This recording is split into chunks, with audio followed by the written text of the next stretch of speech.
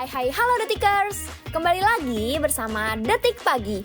Jangan tidur lagi. Selama 3 jam ke depan, Detikers akan ditemani oleh menu spesial hari ini. Ada apa aja tuh? Penasaran? Let's check this out. Kebakaran hutan dan lahan melanda kawasan Gunung Gede, Jawa Barat hingga menghanguskan sekitar 20 hektar area vegetasi. Untuk mencegah kobaran api kian meluas, sebanyak 400 personel tim gabungan kini telah disiagakan di lokasi. Bagaimana situasi di sana? Kita langsung terhubung bersama reporter di lapangan. Beralih ke Jawa Timur, kebakaran di kawasan Gunung Bromo justru kian meluas hingga nyaris mencapai 900 hektar. BNPB pun menargetkan seluruh titik api dapat padam total pada Jumat ini. Informasi selengkapnya dilaporkan reporter kami hanya di Detik Pagi. Dari dunia kreatif, ada kabar membanggakan nih buat Detikers. Studio VFX asal Indonesia dipercaya ikut menggarap efek visual film layar lebar terbaru karya Stephen Chow, Shaolin Soccer 2 Kung Fu Soccer. Beli buah ke Cikini. Cakep! Itu dia menu hari ini!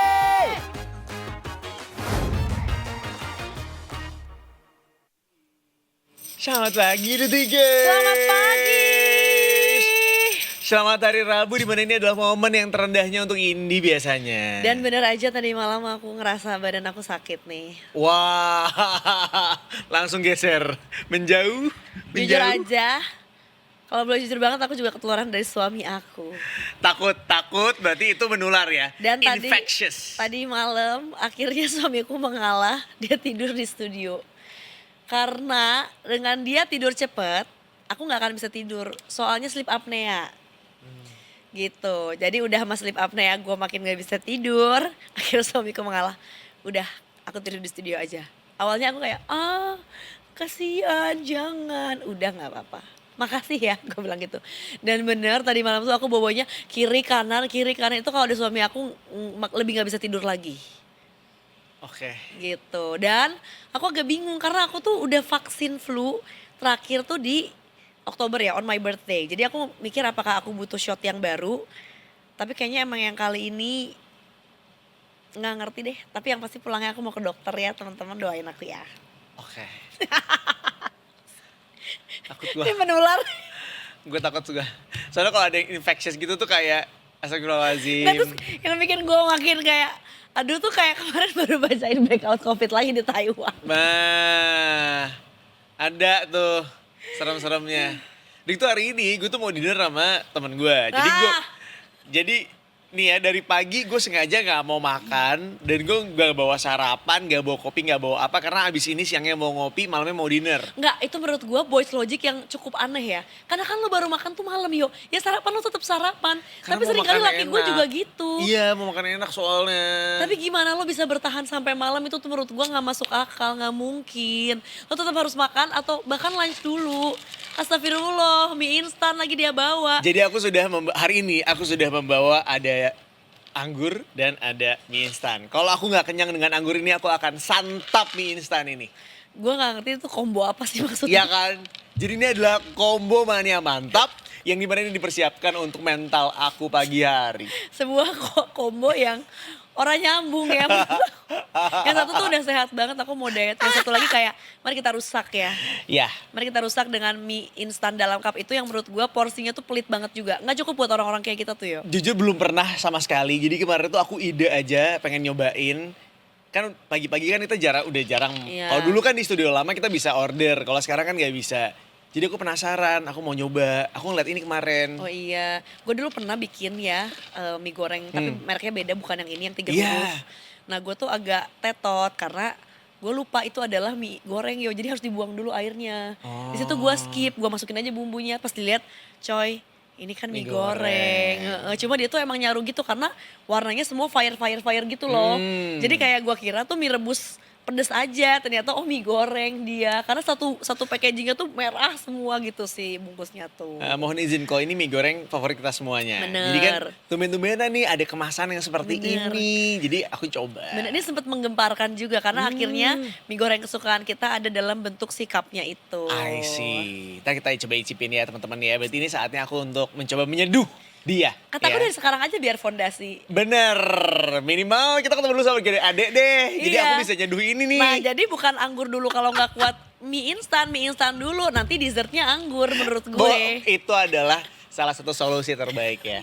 Padahal Oke. sebenarnya yang bener tuh buah dulu baru makan. Sebetulnya. Sebenarnya. Dan itu yang gue lakukan tiap ke kondangan. Dan gue Nah. udah siap dengan pertanyaan banyak orang, biarin aja. Gue kayak, enggak emang gue buah dulu. Iya, malas jawabnya kan. Iya jadi kayak pengen aja, udah gitu aja. Malas terangin aja jadi Bener, kayak. sama kalau kayak breakfast ke hotel, lagi Iya. rame-rame, kok si Indi buah dulu? Pengen aja, udah Iya. selesai. Udah, lu atur. Iya. Nah kalau yang satu ini, dia tahu gimana caranya mengatur dirinya sendiri. Selamat pagi Brigadir Ade. Good morning Brigadir Ade. Brigadir Halo, Ade. selamat pagi Indi dan Aryo. Selamat pagi. Udah sarapan apa pagi hari ini? Belum. Belum ada. Kalau Aryo mau bikin mie dalam kemasan ya, mie cup itu Brigadir Ade yang kita tahu emang ganjil berapa lama ya nggak sih? Nah, Karena Aryo mau makan dinner enak banget, jadi dia tuh akan bersusah-susah dahulu di pagi sama siangnya katanya. Apa tanggapan Brigadir Ade? Sama sih kadang kayak gitu juga. we are the champion, my friend. Aku tadi Biar gak baru, boros-boros banget. iya, Bener. aku tadi baru bilang Brigadir Ade itu kayak suami aku, jadi itu kayak boy mate deh, ternyata enggak. Enggak.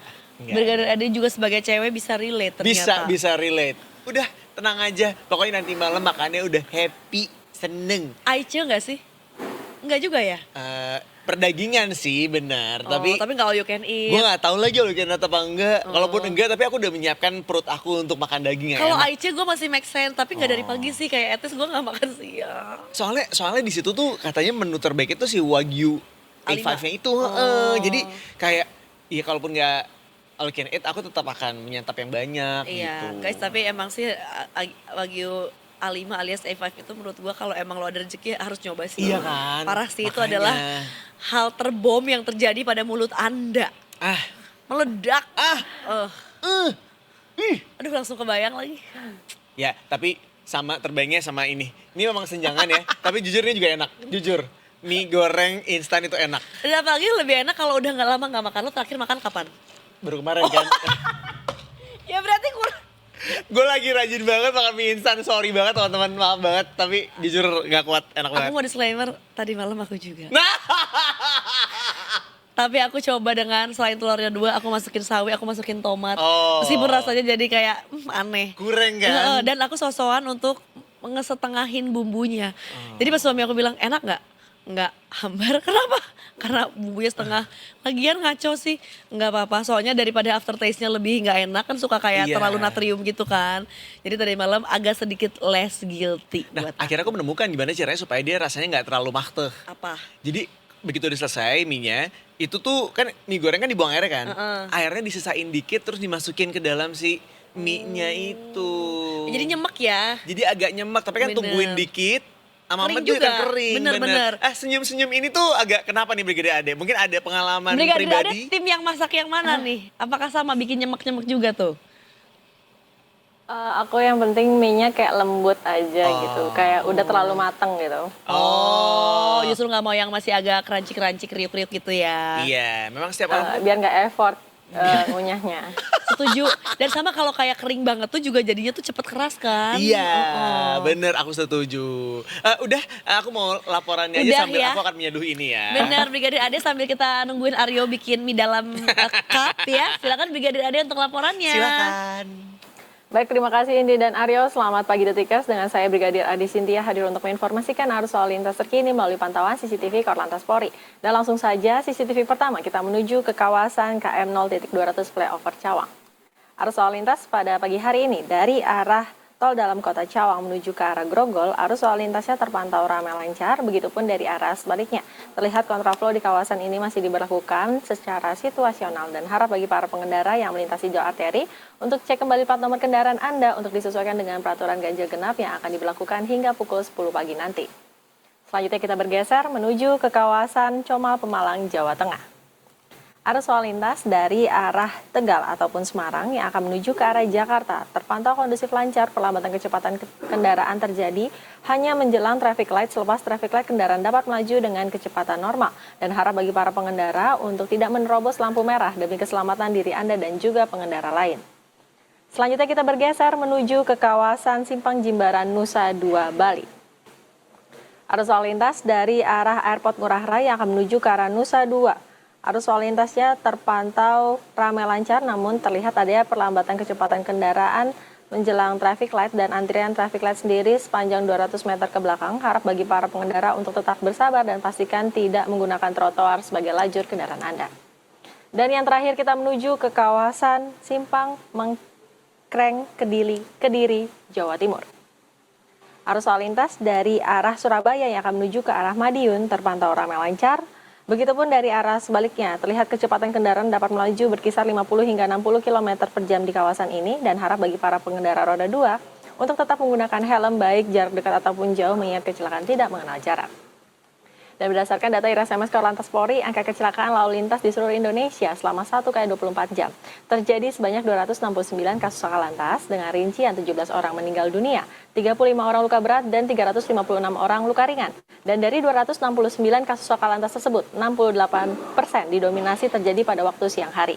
Dan demikian informasi yang dapat kami sampaikan, dan bagi Anda yang ingin mendapatkan informasi tentang kondisi arus lalu lintas terkini, Anda dapat menghubungi call center kami di 1500669 atau dapat melalui WA Center di 085871500669. Brigadir Adi Sintia melaporkan dari Studio NTMC, salam presisi. Selanjutnya kembali kepada Indi dan Aryo di studio. Terima kasih Brigadir Ade. Terima Seperti yang kasih. nampak di layar, dia sedang dihangatkan ya teman-teman. Dia sedang menunggu. Aku sedang menunggu mie aku 3 untuk... menit mengembang. Ya, bener 3 menit kalau dia tahu. Salut gua. Ya ampun. Benar. Aduh. Ya kita tunggu bersama 3 menit ini ya. Sampai jam 9 Teng. Brigadir Ade dipastikan kebayangkan akan semerbak apa nih wangi dalam ruangan ini ya. Ya. Sama aku tuh suka Parah kayak sih. tergoda. Iya. Kalau ada kan salah satu maskapai sebut saja yang hijau, itu kan dia jualan juga kan. Oh gitu. Iya, jadi kalau ada satu yang beli, bener. ya kan Kalau ada Brigadir satu Ade yang pesan semuanya nyium semuanya ya. pengen. Jadinya aku juga kan jadinya, Mbak masih ada kata mugarinya, pesen dong jadinya ya. Disitulah aku akan merasa aku ada superstar di sini ya. Kadang Paham. tuh bingung juga kalau udah di maskapai gitu, yang hijau itu kayak pengen pesen tuh maju mundur kayak misalkan kita mau ke suatu daerah, kita udah mikir kalau di daerah tersebut mau makan A Bener, gitu. Terus bener. kalau makan di pesawat kan kayak enggak rugi gitu, nggak usah Iya. makan deh nanti Setuju. aja landingnya. Setuju. Tapi kebayang ya, pesawat yang hanya segitu-segitunya kan dibombardir Benar. dengan bau itu tuh kayak aduh Nah. masa kita nggak pesen sih. Apalagi kalau naik pesawat hijau kan paling kita paling jauh berapa lama sih, sejam Iya. doang. Jadi kalau aduh nahan sejam bisa kali, yuk bisa yuk gitu. Walaupun harum ini membunuhku. Bener. Harum ini membunuhku. Oh, yang paling menahan aku untuk gak jadi beli adalah ternyata aku gak punya cash. Karena cash only guys. Emang nggak bisa Mau kris? Mana? Iya lagi. Kan di udara Aryo. Oh iya Gak bener. bisa debit, gak bisa kris, jadi gak bisa payment digital, harus cash. Iya. Itu yang kadang aduh gak punya cash, gak jadi mbak gitu. Di zaman sekarang susah sih itu Bener, ya. bener ya. Bayar pas landing. Gak bisa. Tapi kan kita harus keluar dulu masa masuk lagi. Keburu bener kata Brigadir Ade, keburu kita cari aja makanan yang ada di airport yang cabangnya juga nggak apa-apa deh gitu ya, yang khasnya itu. Gue lah paling bener nyari ini makanan khas di daerahnya udah paling bener. Langsung tuh sebelum check-in hotel, Enak tuh. first destination ke sana dulu. Best. Brigadir Ade makasih ya.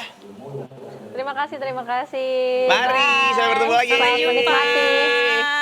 Kata Brigadir Ade emang kalau pagi-pagi sama Indi Aryo Detik Pagi nggak jauh dari makanan ya. Mm-mm.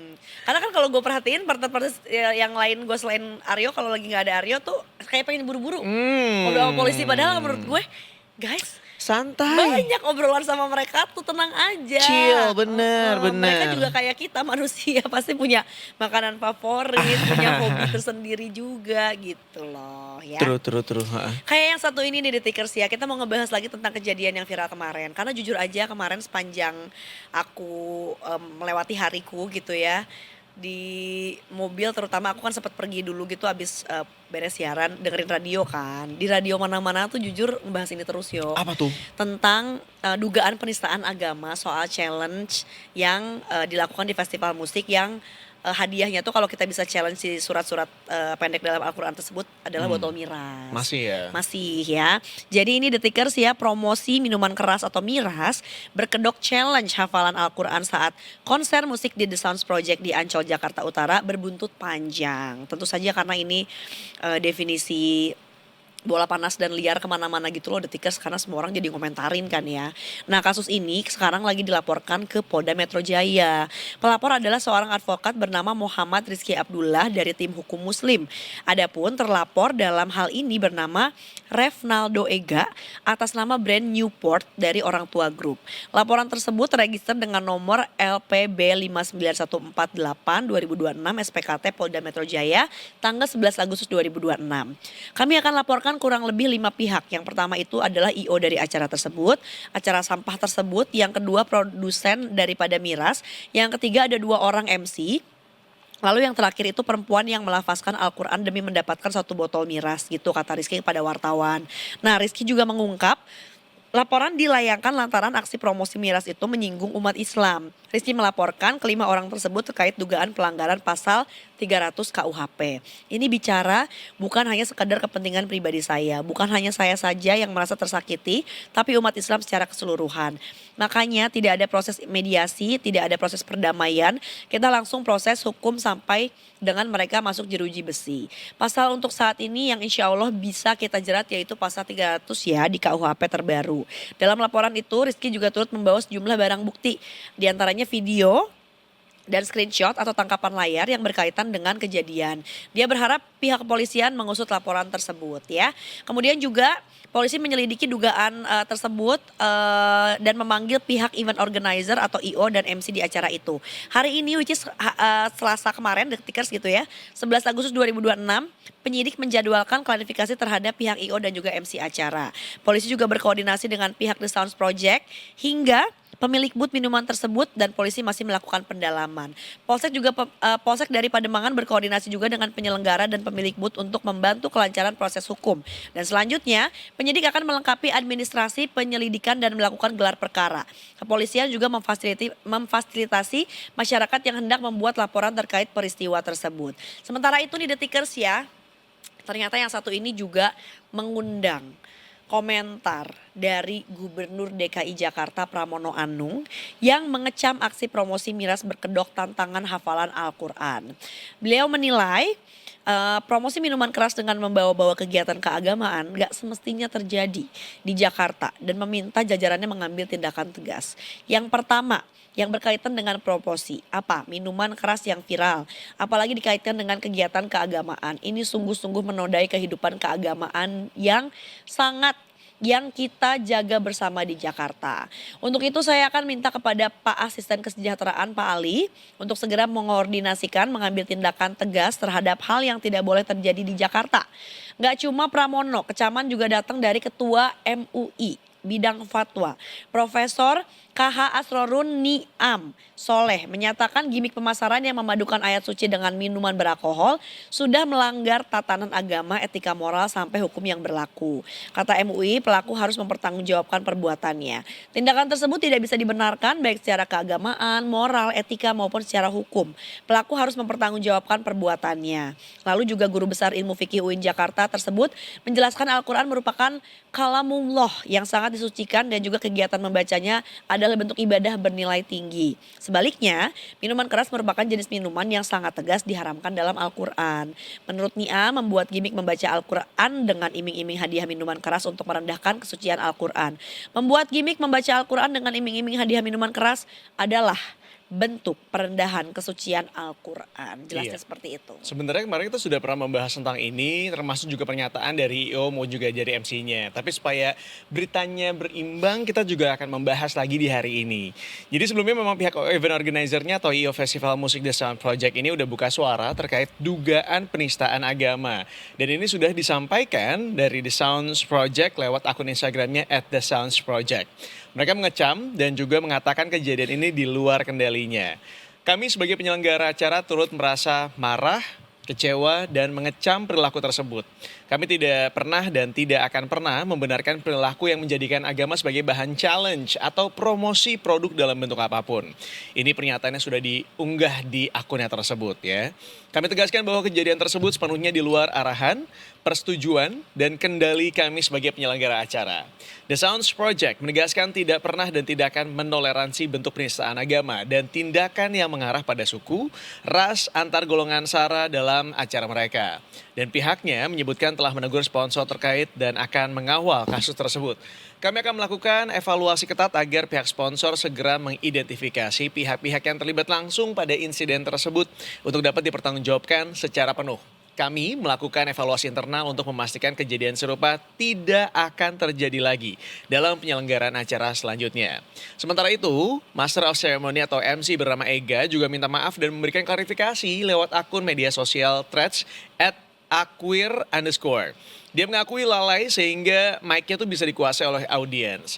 Dia bilang, saya Ega selaku MC pada acara musik yang bertugas di booth Newport pada hari Minggu 9 Agustus 2026. Dengan ini menyampaikan permohonan maaf atas kejadian yang berlangsung pada saat itu. Dan dia juga sudah mengatakan peristiwa itu terjadi saat jeda acara. Kemudian ada audiens yang menggunakan mic hingga terjadilah challenge membacakan hafalan Al-Quran dengan imbalan sebotol minuman beralkohol.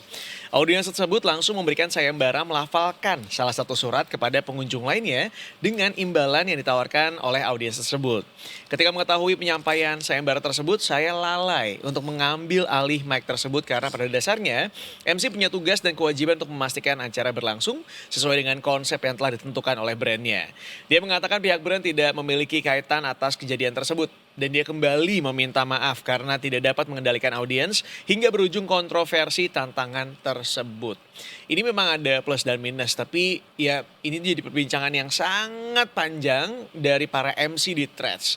Termasuk gue yang ikut ngebaca-bacain juga dan merasa kayak gue nggak tahu ya, banyak orang yang menyalahkan. Ya makanya MC itu jangan ditawar katanya gitu. Setuju banget lagi, kemarin gue mendengarkan yang sama itu di radio bahkan Ya Dio. kan? Jadi karena yang ujung-ujungnya MC-nya adalah ujung tombak, terus yang disalahkan juga ujung-ujungnya mungkin jadi brandnya juga ya. Makanya kalau MC jangan ditawar. Iya. Karena jawab desk-nya tuh berat banget guys. Ini kan ada orang yang bilang kan, kenapa harga MC tuh beda-beda banget, jomplang. Ada yang terjangkau sampai ada yang mahal banget gitu. Nah ini mungkin lebih kepada ya tergantung lagi sama kliennya. Kliennya butuh yang seperti apa. Kalau memang acaranya quote unquote butuh MC yang bisa ngehandle acara sampai dengan kejadian-kejadian yang mungkin akan terjadi, ya silakan pakai MC yang mahal sekalian. Karena biasanya MC yang mahal itu punya jam terbang yang baik gitu ya, yang banyak, dan kemudian juga tahu how to handle the situation. Itu yang paling penting. Nah ini kejadian seperti ini mudah-mudahan gak terulang kembali. Dan sekali lagi, kalau aku pribadi sebagai MC, aku cuma mau bilang, coba diusut tuntas, jangan sampai ya memang aku tahu lah MC-nya tuh jadi ujung tombaknya. Tapi nggak selalu MC-nya harus yang dipersalahkan gitu. Ada faktor-faktor lain juga. Nah faktor-faktor lain ini harus dicek dan diperiksa. Termasuk si perempuan yang kemudian berbaju putih yang mengambil, yang katanya mengambil mic tersebut. Karena toh ya dia juga yang bertanggung jawab gitu di situ. Itu sih. Betul, dan juga katanya ini disclaimer banget dulu Detikers ya. Ini hanya dari apa yang aku baca di sosial media, lebih tepatnya di Threads. Jadi katanya banyak yang bersaksi di sana karena itu tuh katanya lagi mau nungguin Hindia perform. Jadi memang salah satu ya Hindia kita bisa bilang salah satu artis festival zaman sekarang ya, jadi banyak banget yang mau nonton. Nah katanya pas udah beres itu tuh bahkan ada yang mau challenge lagi berikutnya. Katanya siapa yang bisa baca doa Bapak kami. Tapi jadi cuma satu agama sebenarnya. Tapi ya? abis itu keburu udah fokus karena Hindia udah mulai naik. Jadi akhirnya orang udah nggak ada yang notice ke sana lagi dan akhirnya udah semuanya akhirnya singelong sama Hindia aja.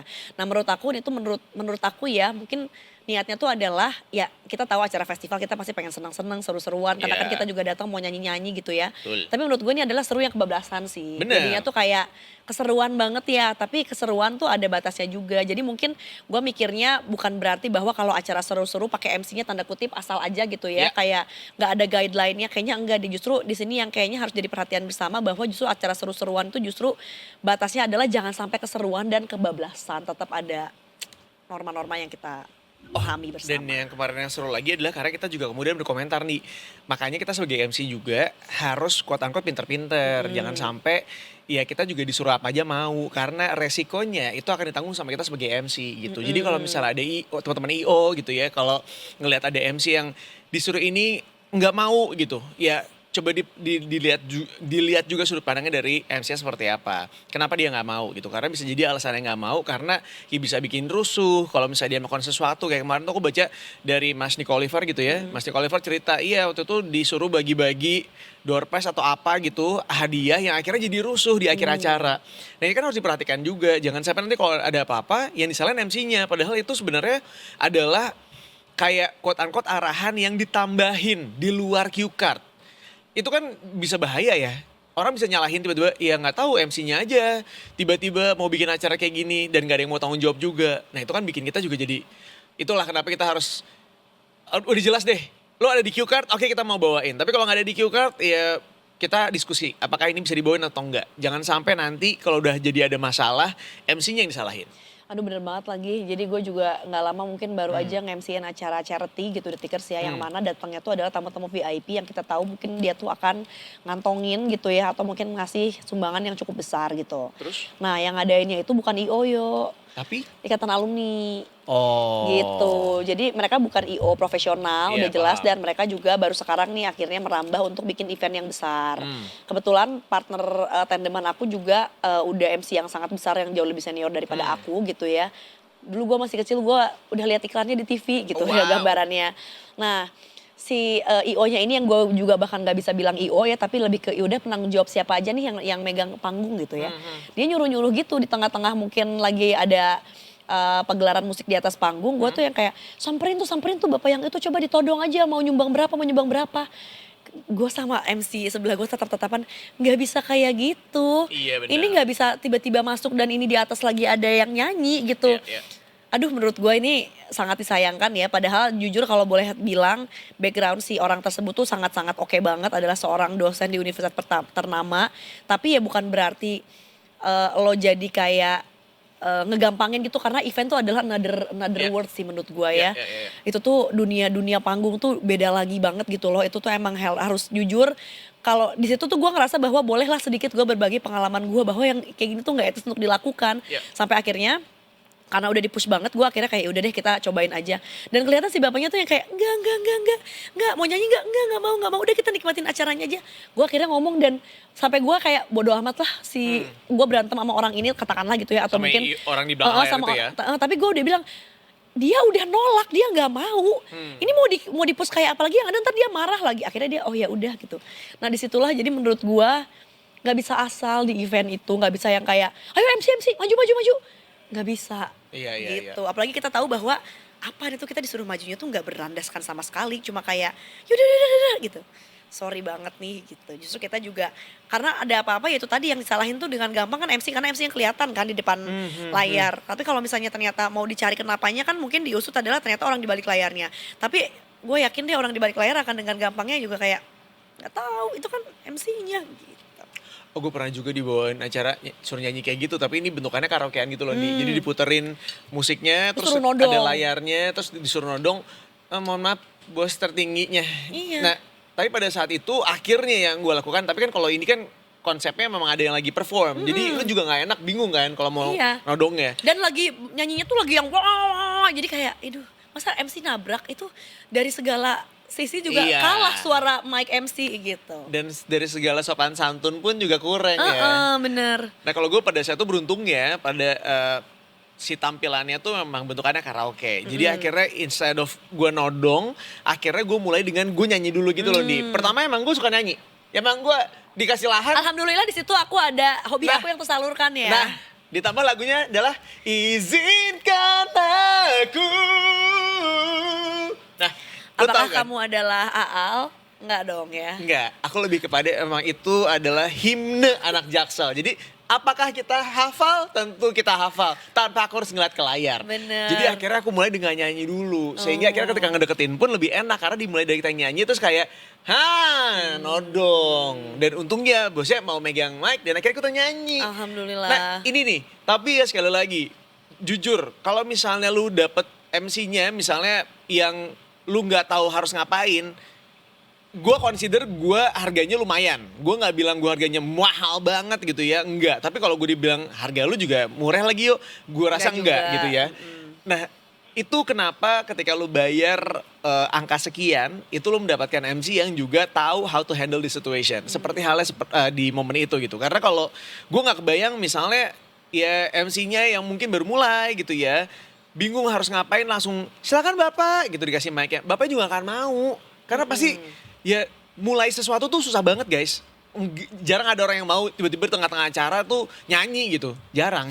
Iya, dan yang kejadian di event yang satu ini yang sekarang jadi perhatian bersama juga itu kan kalau nggak salah mic-nya tuh kayak di lost aja gitu kan ya. Iya. Banyak yang komentar juga, itu kan surat yang dilafalkan juga memang kategorinya, ini koreksi kalau nggak salah ya, surat-surat pendek gitu ya. Tapi kan itu juga nggak sependek itu ya. Iya. Surat yang dilafalkan tuh bukan yang kayak cuma 3 ayat gitu. Kalau emang ternyata niatnya bahwa oh iya gue kecolongan, harusnya kan pada saat si orang yang lakuin challenge itu lagi di tengah-tengah tuh udah bisa kayak wah nggak bener nih kita cabut lagi mic-nya, tapi ini kan kayak instead malah diberesin dan dilepasin sampai akhir aja. Nah itu dia, gue selalu bilang, kadang-kadang lu bayar mahal itu karena lu ngedapetin MC-MC yang juga quote unquote punya pola berpikir gitu. Lu kebayang gak sih, ini gue nalar aja ya, gue begitu nonton aja di acara musik, ada minuman keras di sana, minuman beralkohol. Jelas-jelas dari booth-nya ya, Di booth booth-nya, minuman kerasnya. betul. Dan hadiahnya pun juga Minuman botolan. keras. Dan masa lu bawa-bawa agama di situ, itu aja udah totally wrong. Kalau punten banget, bukannya gue ngerasa gue hebat, tapi kalau gue ada di situ mungkin gue akan nyapuin. Entah gue akan ngambil mic-nya atau gue akan nyapuin dengan cara yang lain. Pokoknya berusaha sebisa mungkin untuk kemudian itu tidak terjadi. Namun sayangnya itu tetap terjadi. Bener gitu ya, dan kalau emang bener apa yang dikatakan oleh netizen yang merasa dirinya bersaksi ada di sana, berikutnya juga ada challenge dari agama lain juga, menurut gue itu udah terlalu beyond ya. Tetap mau agama apapun Iya. berhubungan dengan minuman keras tidak layak lah. Maksudku jadinya tuh kebablasan memang gitu, jadi kayak nggak ada remnya. Itu kebayang sih kalau misalnya ternyata belum ada artis yang perform berikutnya, akan sejauh mana itu menggelinding lagi tuh si bola panasnya ya. Iya. Tapi ya nasi sudah menjadi bubur, dan sekarang juga akhirnya kan mungkin banyak orang yang ngerasa bahwa nggak bisa nih ayat-ayat suci gue diginiin gitu. Bahkan itu kan juga yang ngelaporin juga kayaknya secara sukarela karena ngerasa bahwa aduh nggak pantas nih mungkin agama gue atau agama tertentu tuh dimainkan seperti itu. Karena kan kesannya memang jatuhnya jadi kayak dimain-mainkan, dibecandain banget. Iya, nasi sudah jadi bubur, sekarang udah ditambah topping-topping macam-macam. Kita ikutin aja terus sampai ke depannya akan seperti apa hasilnya. Bener ya, ini juga sebetulnya kalau ngomongin soal topping bawang tuh kayaknya wanginya udah semerbak di studio, karena ada yang bikin mie instan dalam kemasan gelas mie goreng, rasa goreng ya. Lu tau gak, ada momen dimana Indi lagi bacain berita, gue lari dulu ke toilet, gue buang dulu airnya. Dari tadi Indi sambil ngomong, gue sambil kecerek si bumbunya sama gue dituang satu persatu teman-teman. Dan sekarang alhamdulillah sudah jadi ya teman-teman. Bisa dilihat saat ini di layar, dia sudah sempurna. Alhamdulillah berhasil Iya, ya. ini hanya tinggal Berhasil. bagaimana caranya memindahkan mie ini ke dalam Perut mulut aku. dan perut aku. Udah itu aja konsepnya. Guys, nggak apa-apa, tapi Detik Pagi memang hadir menemani kamu sarapan, Betul. commute, Betul. jalan ke kantor, jalan ke kampus ya. Bener. Jadi seperti halnya kita juga mau makan dulu, Aryo Bener. makan mie dalam cupnya, aku juga mau cari snack-snack pagi hari ini ya. Kita akan nemenin kamu dan kita akan Sorry kembali banget. lagi. Teman-teman, sebelum mie aku ini udah kering lagi nih. Kan Nah, lu kurang tau nyimak kan? berarti lu. Nah, begitu diangkat dia akan sesuai dengan tempat ini, ngerti kan? lu? Kayak bekal kita waktu SD pas mau berenang. Ya, kita paham banget. Dia udah ngikutin bentuknya karena mie goreng itu ternyata liquid ya. Dia mengikuti Liquid. bentuknya ya. Bener. Ya. Ya udah, sebelum makin keras lagi ya mie-nya Aryo, jangan kemana-mana Detikers, kita akan kembali lagi tetap di Detik Pagi. Jangan tidur lagi.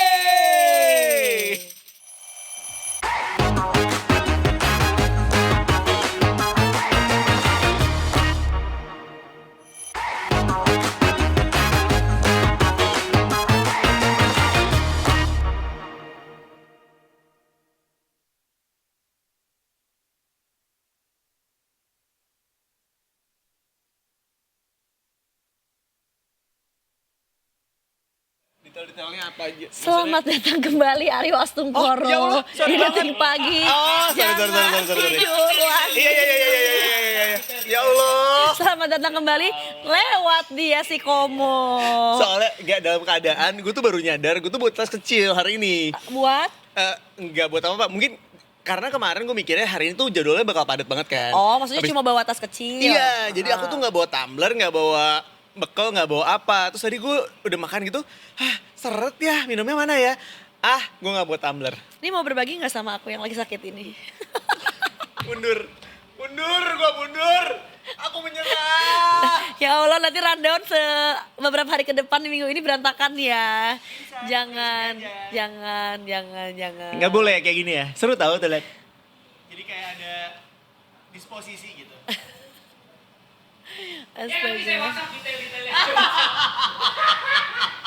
Mohon maaf ya. Jadi besok kita bakal izin tapi bukan karena kita yang ada kerjaan. Bener. Atau kita yang males, enggak, Tapi bukan. kita ada tugas yang lain, jadi Bener. nanti yang ada di perahu ini, yang ada di kapal ini adalah 2 nakoda yang lain ya Bener. Detikers ya. Tetap ada detik paginya. Ada dong. Tetap ada. Dari momen itu kita akan menjadi perahu kertas ya. Perahu kertasku kan melaju, membawa surat cinta untukmu. Bagimu. Ada Kata-kata yang sedikit gila, tapi ini adanya. Gitu. Bener banget. Kalau aku perahu kayu ya aku ya. Oh. Perahu kayu yang biasanya bawa motor. Gue pikir lu bakal ngomong, kalau aku perahu Nabi Nuh ya. Nggak dong. Takut gede Banyak banget. ini ya, banyak faunanya ya. Bener, itu juga seru banget ya. Atau ada na perahu layar. Nah, itu gua nggak tahu. na. Lu tau gak? Gak ada, gua nggak tahu itu. Ya Allah, ini lu kayak cogil banget, lihat deh. Udah mah di zoom cuma Iya segitu sih. sama Bu Citra ya, kameramen kita. Gak, udah gitu ya, ketika gue nyanyi lagu dangdut, Masya Allah yang tahu cuma Bu Citra, karena cuma dia yang ketawa. Yang lainnya gak ada. Enggak, dia juga, emang lu tahu Cit? Tahu Oh. pasti kan?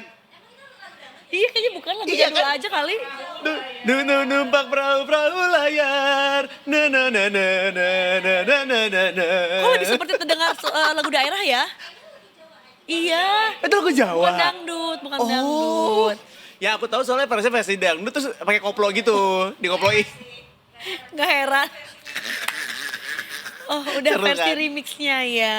Tapi kalau yang satu ini kayaknya juga perlu kita ajak ngobrol di. Bener, yang satu ini kemarin kita baru berjumpa, kali ini Iya. berjumpa lagi. Tapi mudah-mudahan kali ini kabarnya bukan tentang narkoba lagi ya. Kita akan ketemu lagi sama reporter Detik Jabar kesayangan kita semua, ada Kang atau King Iqbal. Tapi kali ini kita akan ngomongin tentang 20 hektar gunung gede yang terbakar, dan ini sampai menyiagakan 400 personel gabungan. Belum selesai, kemarin kita bicara tentang kawasan Bromo, Tengger, Semeru gitu Detikers, yang katanya sampai beratus-ratus hektar juga terbakarnya. Sekarang ada lagi di Jawa Barat juga gunung gede. Nah, seperti apa situasi dan kondisinya? Kita pengen dengarkan langsung sama Kang Iqbal. Selamat pagi King Iqbal. Selamat pagi, Kak Rio, Kak Indi. Ya Allah, eta sapu injuk jang naon sok.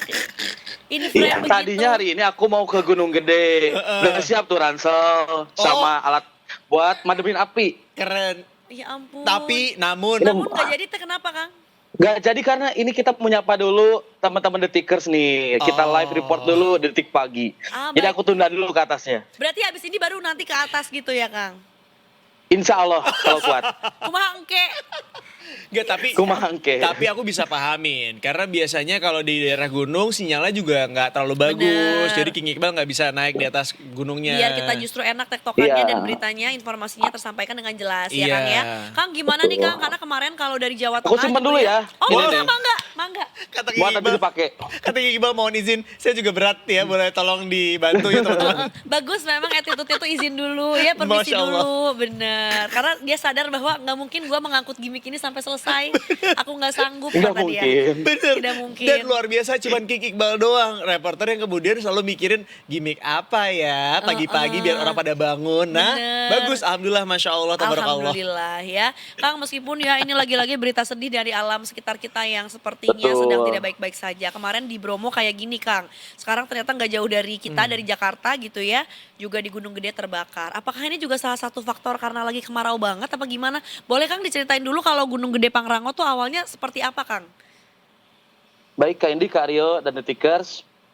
Beberapa hari lalu, tepatnya di tanggal 5 Agustus 2026, kebakaran lahan terjadi di Gunung Gede Pangrango, tepatnya di alun-alun Surya Kencana. Untuk kebakaran di hari pertama tersebut itu berhasil dipadamkan, namun keesokan harinya tepatnya di Kawah Wadon, yang sekitar 2 jam dari alun-alun Siak Kencana, terjadi lagi kebakaran yang sampai saat ini, tepat di hari ini masih terjadi. Jadi ada 2 titik, yang pertama di Surya Kencana sudah padam, kemudian di daerah Kawah Wadon, itu masih terjadi dari tanggal 6 sampai tanggal 12 ini, Kak. Seberapa banyak wilayah yang kemudian terpapar kebakaran ini, Kang? Informasi yang kami himpun terakhir, pernyataan dari Bapak Bupati Cianjur sendiri, itu ada sekitar 20 hektar lahan di kawasan Kawah Wadon yang terbakar. Untuk alun-alun Siak Kencana, berdasarkan informasi dari Taman Nasional Gunung Gede Pangrango, itu sekitar 1 hektar. King, oke. Apakah ini memang kelalaian manusia? Karena seperti yang kemarin disampaikan di Gunung Bromo itu salah satu alasannya itu adalah karena kelalaian manusia juga gitu ya. Kalau misalnya di Gunung Gede Pangrango ini apakah penyebab dari kebakaran yang terjadi ini? Untuk yang di alun-alun Siak Kencana ini masih didalami, berbagai informasi masuk, mulai dari adanya kompor dari pendaki yang merambat, ada juga yang memang informasinya karena cuaca ekstrim kemarau, ilalangnya kering, sehingga gesekan antar ilalang menyebabkan panas yang menimbulkan api.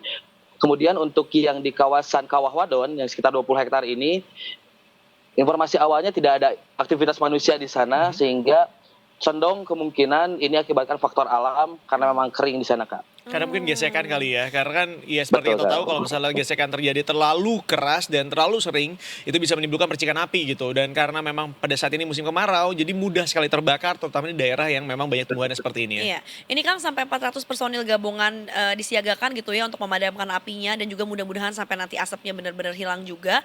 Untuk kondisi dari Gunung Gede Pangrangonya sendiri seperti apa Kang? Ketika mungkin sekarang dibukakah untuk publik atau mungkin juga memang sudah ditutup, jadi mau ada pendaki juga lagi nggak bisa atau seperti apa Kang? Untuk 400 personil ini dikirimkan secara bertahap. Di hari pertama sendiri ada sekitar 70 personil dari relawan. Kemudian di hari kedua TNI dan Polri turun membantu. Kemudian di hari ketiga juga dari Damkar, BPBD dan Tim SAR. Kemudian PMI juga berangkat ke atas secara bergantian. Untuk saat ini karena sedang penanganan, meskipun tidak di daerah alun-alun Surya Kencana, tapi di daerah Kawah Wadon yang memang tidak menjadi spot untuk para pendaki, tapi pendakian ditutup. Awalnya pendakian ditutup dari tanggal 6 sampai tanggal 11, kemudian Balai Besar Taman Nasional Gunung Gede Pangrango kembali memperpanjang hingga 18 Agustus 2026, Kak. Oke, adakah kesulitan yang dihadapi oleh personel-personel gabungan yang memang diterjunkan ke sana untuk memadamkan api nih, King? Untuk personil memang sangat kesulitan, Kak. Karena lokasinya berada di dekat Kawah Wadon, kawah aktif, kemudian juga berada di lereng kawahnya, minim air juga. Kalaupun ada air harus ngambil dari Kandang Badak, kawasan Kandang Badak yang jaraknya sekitar 2 jam, cukup effort juga. Sehingga pemadaman dilakukan secara manual. Seperti tadi saya bawa sapu, itu juga salah satu alat yang digunakan. Kemudian ada lagi gepiok dan pakai ranting. Oke, tapi itu kan Jadi bara apinya dimatiin dikit-dikit. Tapi itu quote unquote pertama lebih lama nih King untuk bisa memadamkan apinya, dan yang kedua juga cukup berbahaya ya King ya, karena kita kan nggak tahu tiba-tiba Betul. apinya tuh bisa menyeruak gitu ke arah kita. Betul, kemarin saja dari para relawan menceritakan kalau awalnya terlihat seperti sudah padam, tapi masih ada kepulan asap. Tidak lama kemudian asap ini menimbulkan api yang ketinggiannya setinggi pohon yang 5 meter, Kak. Aduh. Oke. Jadi memang cukup hati-hati ini teman-teman. Iya, itu tadi yang menarik juga katanya alat-alat yang disebutkan untuk membantu memadamkan ini salah satunya adalah alat tradisional gepiok ya Kang ya. Ini boleh diceritakan dan dijelaskan nggak gepiok ini sebetulnya apa Kang dan fungsinya itu seperti apa sih dalam memadamkan api ini? Gepiok ini merupakan alat tradisional yang terdiri dari bambu dan rotan untuk memadamkan api di rerumputan. Memang biasanya digunakan untuk ilalang. Nah, alat ini kemudian dibuat oleh Polres Cianjur sekitar 150 unit untuk disebar kepada relawan, sehingga memadamkannya tidak seperti awal-awal memakai ranting. Ini kan cukup sulit ketika memakai ranting kering dan rentan untuk terbakar, sehingga disiapkan gepiok agar pemadaman bisa lebih maksimal. Karena kalau misalnya pakai air, cukup sulit mengambil air dari Kandang Badak ke lokasi, dan karena lerengan, sehingga menggunakan alat gepiok ini dinilai lebih optimal untuk pemadaman. Minimalnya tidak merambat, Kak, sehingga pemadaman api tidak bisa melebar lagi gitu Kak. Ini tuh gebyok biasanya yang buat padi ya Kang ya. Jadi kalau orang mau panen gitu. Jadi Bisa memang padi. penggunaannya memang digebyok-gebyok itu yang artinya juga memang effort tenaganya juga dibutuhkan dengan sangat besar ya Kang ya. Betul, effort tenaganya ada, ditambah kita harus berhati-hati karena khawatir kan di lerengan terjatuh, sedikit salah pijakan, maka relawan bisa sampai jatuh ke bawah lerengan gitu Kak. Belum lagi dengan kondisi asap tebal, jadi pernafasan juga agak terganggu. Betul. Jadi ini semua badannya tuh quote-unquote disiksa gitu ya untuk bisa memadamkan api ini ya, King ya? Betul. Relawan ini sangat terbebani, sangat kesulitan, tapi semangat mereka untuk memadamkan api agar Gunung Gede tidak terbakar seluruhnya ini cukup luar biasa. Bahkan untuk malam hari, karena kondisinya memang di lerengan, mereka tidak mendirikan tenda. Tidak mungkin tenda di sana, sehingga ada yang pakai bivak, mendirikan bivak, ada yang pakai apa namanya, yang buat tidur bergelantungan gitu. Hemok. Pakai hemok, atau juga dia nyari rumputan, masuk ke dalam rumputan, yang penting tidak kena angin malam. Ya Allah ya ampun, Robi. Masya Allah perjuangannya ya Kang ya demi Aduh, memadamkan Benar-benar api. survival. Survival mode banget gitu ya. Kang, tapi penasaran juga ya kejadian ini tuh seperti apa Kang kalau di tahun-tahun sebelumnya dan mengingat setiap kali masuk ke era-era kemarau seperti ini. Apakah memang ya tahun lalu, tahun-tahun sebelumnya juga kejadian ini pernah terjadi gitu, dan seberapa besar jika dibandingkan dengan yang terjadi pada tahun ini Kang? Untuk beberapa tahun lalu, itu sempat terjadi kebakaran daun allusia kencana, tapi itu faktor manusia. Ada ulah dari manusia yang berpakaian putih membakar sehingga lahannya terbakar cukup luas, Kang, seberapa hektar. berpakaian putih tapi napak kan kakinya? Napak, siang-siang. Soalnya dijelasin banget orang berpakaian putih, kenapa harus dijelasin itunya gitu loh Kang? Jujur kepo kan, jadi Soalnya sampai sekarang belum diketahui orangnya. Oh, Jadi sosoknya masih misterius, berpakaian putih. Oh my King, God. ini beneran King? Ini serius? Ini bercanda Benar, gak sih? ini serius. Ini serius. Di Makanya beberapa kenapa tahun disebut lalu, berpakaian putih karena misterius gitu ya? betul, dia pakai pakaian putih ngebakar alun-alun Syah Kencana sehingga beberapa hektar terbakar, dan sampai sekarang masih misterius, hanya pakaiannya diketahui, identitasnya belum. Ya Tuhan. Sebuah misteri Gunung Gede Pangrango nih. Sumpah merinding sih dengernya. Iya. Enggak, ini cerita mitos atau emang beneran Ini kejadian? asli Kak. Ya terus ketahuannya tuh asli, dari asli, mana asli. Kang? Ada Kita emang ada udah pernah. CCTV apa gimana? Ada CCTV di Gunung Gede Pangrango itu, ada CCTV, sehingga dari rekaman CCTV terlihat bahwa ada satu orang yang terlihat membakar ilalang yang kering. Nah Kang, dari Itu mana di beberapa yakin tahun lalu. eta baju putih napak sukuna? Karena katanya lompat.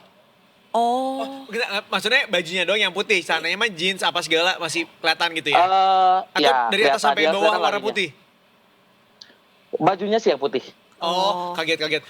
Aku ngebayanginnya kayak pakai Terusan, gamis putih, terusan, terusan gitu, terus lari, lompat Susah gitu. naik gunung naik pakai gamis. Tanya kan jadi misteri ya.